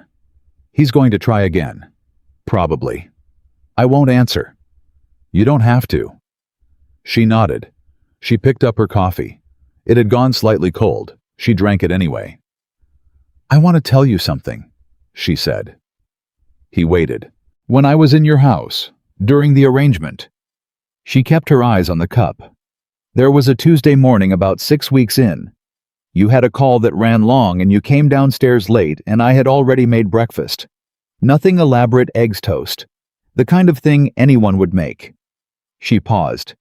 "You sat down and you ate it and you said thank you, just thank you, like it was the most natural thing, like there was nothing remarkable about it." "I remember that," he said. She looked up. "You remember a Tuesday morning 6 weeks in?" "I remember most mornings," he said simply. She looked at him. "I thought about that morning 100 times in 5 years," she said. "On the particularly bad days, the days when I was in a too small apartment in the wrong city, telling myself I had made the right choice." She paused. "I thought about how ordinary it was. Just breakfast. Just someone saying thank you like it was natural, and how much that cost me to walk away from." His expression was doing something very careful. "Elena," he said. "I'm not telling you to create an obligation," she said quickly. "I'm not telling you because I want you to." "I know why you're telling me." She stopped. "You're telling me," he said, "because you spent 5 years not telling me things, and you've decided that's over." She looked at him. "Yes," she said. He reached across the table. He put his hand over hers, and this time it wasn't the brief 3-second acknowledgement from the car. He left it there. She looked at their hands on her kitchen table in her apartment in the life she had built from scratch, and she felt the weight of his hand, the way she had felt the weight of that Tuesday morning 100 times, like something simple that contained everything. "I'd like to make you breakfast sometime," he said, "if you'll let me." She looked at him. "You can't cook," she said. Something crossed his face. "I've learned some things in 5 years." "You learned to cook." "I learned several things." A pause. Cooking was one of them. She felt the almost laugh again, and this time she let it happen. It was small and real, and it belonged to the present rather than to anything she was managing or containing.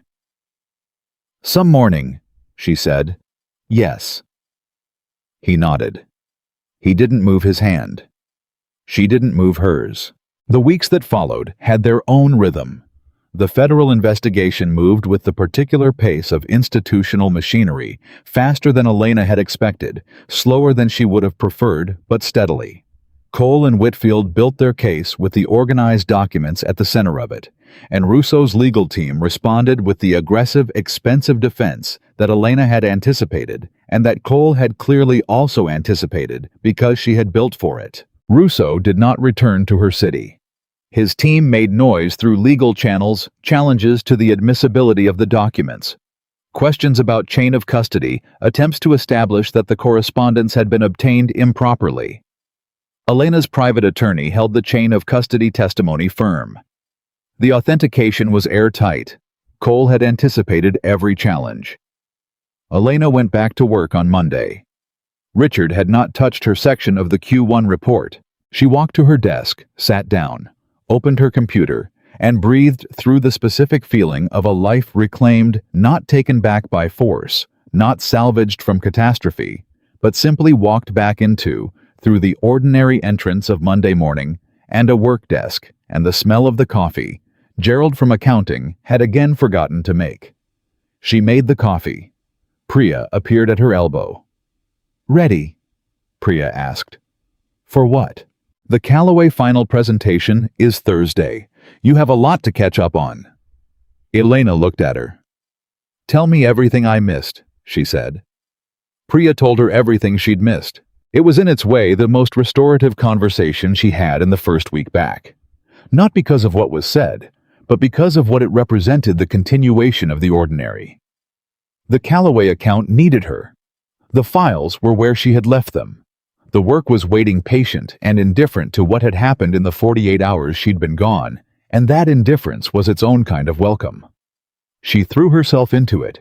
She worked the Callaway presentation until it was the best version it could be, And on Thursday morning, she stood in front of the client and delivered it with the complete focused attention of someone who had spent years learning that her work was one of the things that belonged entirely to her, and no one could take it.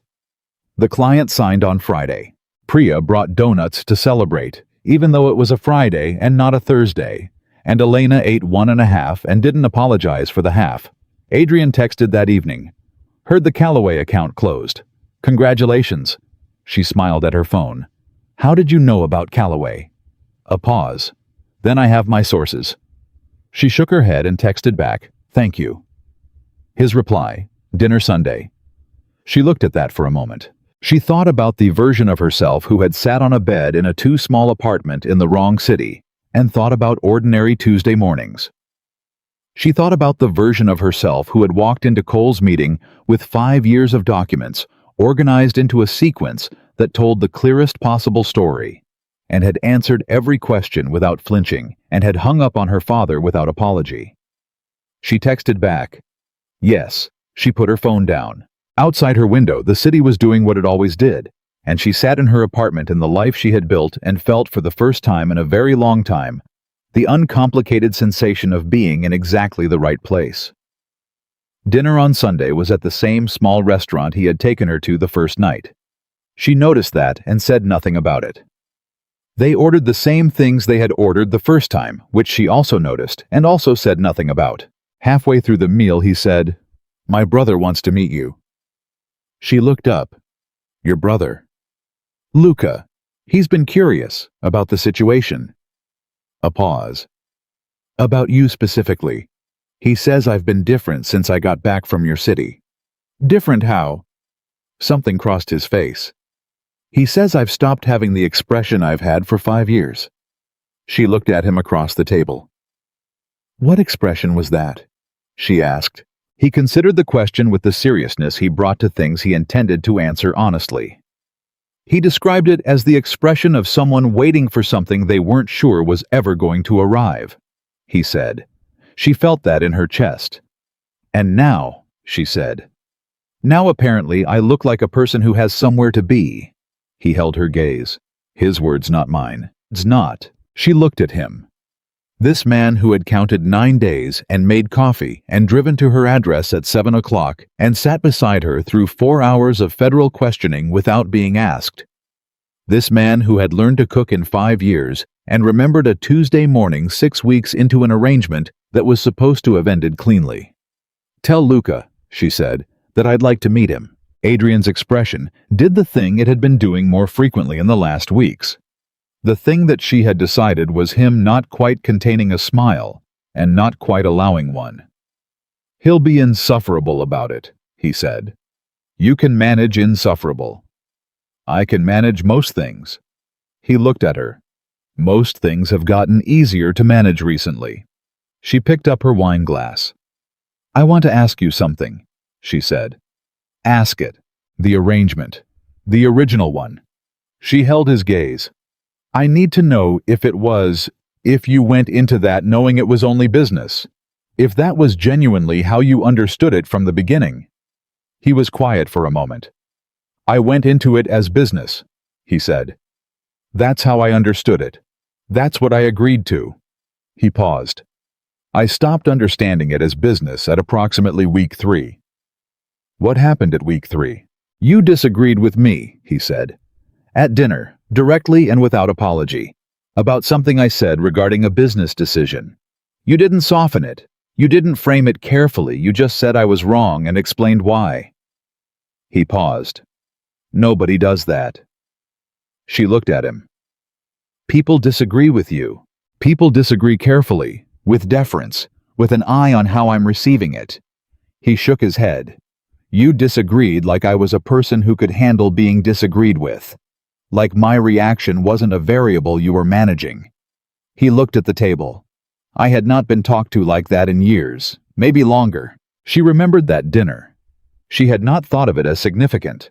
She had thought of it as saying a true thing, because she was constitutionally unable not to say true things when she was certain of them, regardless of who was listening. "And that was week 3, she said. "Week 3, he confirmed. After that, I was considerably less objective about the arrangement. She looked at him. We were both terrible at this, she said. Catastrophically, he agreed. We had 2 months and 3 weeks, and we spent most of it being careful about the wrong things. Yes. We wasted a lot of time. We did. He met her eyes.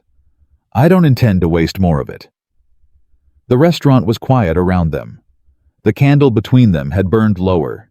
Outside, the city moved through its Sunday evening ordinary and constant and entirely indifferent to the two people inside this particular restaurant, finally saying the things that should have been said years ago. Then don't, she said. He looked at her for a moment, then very quietly, I would like to try again, without an arrangement, without a timeline, without either of us making decisions about the other one's life in the interest of protection. He paused. Just 2 people. She held his gaze. 2 people who are honest with each other, she said. Yes. Who tell each other the truth when the truth is inconvenient. Especially then. Who don't run when things become complicated. Something moved through his expression. Especially that. She looked at him across the small table with the burned-down candle and the wine she'd been holding for the last 4 minutes. Okay, she said. He was quiet for a moment. That's it, he said. Okay. Did you want more ceremony? No, he said, something in his voice. No, okay is perfect. She put down the wine glass. I want you to know something, she said. Tell me. The night I left, when I had the bag over my shoulder and I walked out the door. She held his gaze. I stood on the street for 4 minutes before I got in the car. I stood there and I almost went back. 4 minutes of almost going back. He was very still. What stopped you? He said. Fear, she said simply. The same thing that started all of it. I was afraid of what I wanted and afraid of what it would cost, and I got in the car because standing still felt more dangerous than moving. She paused. I am done being governed by that. I have been afraid for 5 years, and I am done with the way fear drives. He reached across the table. She took his hand. 4 minutes, he said quietly. 4 minutes, she confirmed. I would have opened the door, he said. If you had knocked. I know, she said. I know you would have. 3 months after Renata Cole's preliminary notification reached Damien Russo's legal team, the federal indictment landed. It was unsealed on a Wednesday morning, and Elena read about it on her phone on her way to work. 3 counts of conspiracy, 2 of criminal coercion, and a 4th count related to the information channel her father had maintained. The language in the indictment was, as Cole had promised, explicit, specific, built to withstand a defense team's best efforts. Her father's name was in it. She sat with that on the subway with the phone in her hand and the morning crowd moving around her, and she felt the grief of it clear and real, and belonging to a version of her family that had never been true outside her own hopeful imagination. She felt it, and she did not push it away, and she did not pretend it wasn't there, because she had spent 5 years pushing things away and pretending they weren't there, and that was finished. She felt it for the length of 2 subway stops. Then she put the phone in her pocket and went to work. Priya was already at her desk. I saw the news, Priya said. Yes. Are you... I'm okay, Elena said. And then, because she had decided to be honest, even when honesty was complicated. I'm sad. And I'm okay. Both at once. Priya looked at her for a moment. Both at once is allowed, she said. I know. She sat down. She opened the Callaway files. They were in the implementation phase. Now the satisfying phase where the work she'd done became visible results. She made a note about the Q2 review meeting. She answered 3 emails. Her phone buzzed. Adrian, I saw the indictment. How are you? She looked at that message for a moment. She thought about all the questions she had answered alone over 5 years. The how are you that had never been asked because she had not let anyone close enough to ask it. The weight of being the only person who knew the answer. She texted back. Both at once. I'll tell you about it tonight. His reply came in seconds. I'll be there. She put the phone down. She went back to work. Gina came to visit 6 weeks later. They had been talking by phone carefully at first, finding the rhythm of sisters who had been separated by years and circumstances, and a father's deliberate sabotage, learning how to be in each other's lives again, without the false version of the story that had been constructed around both of them.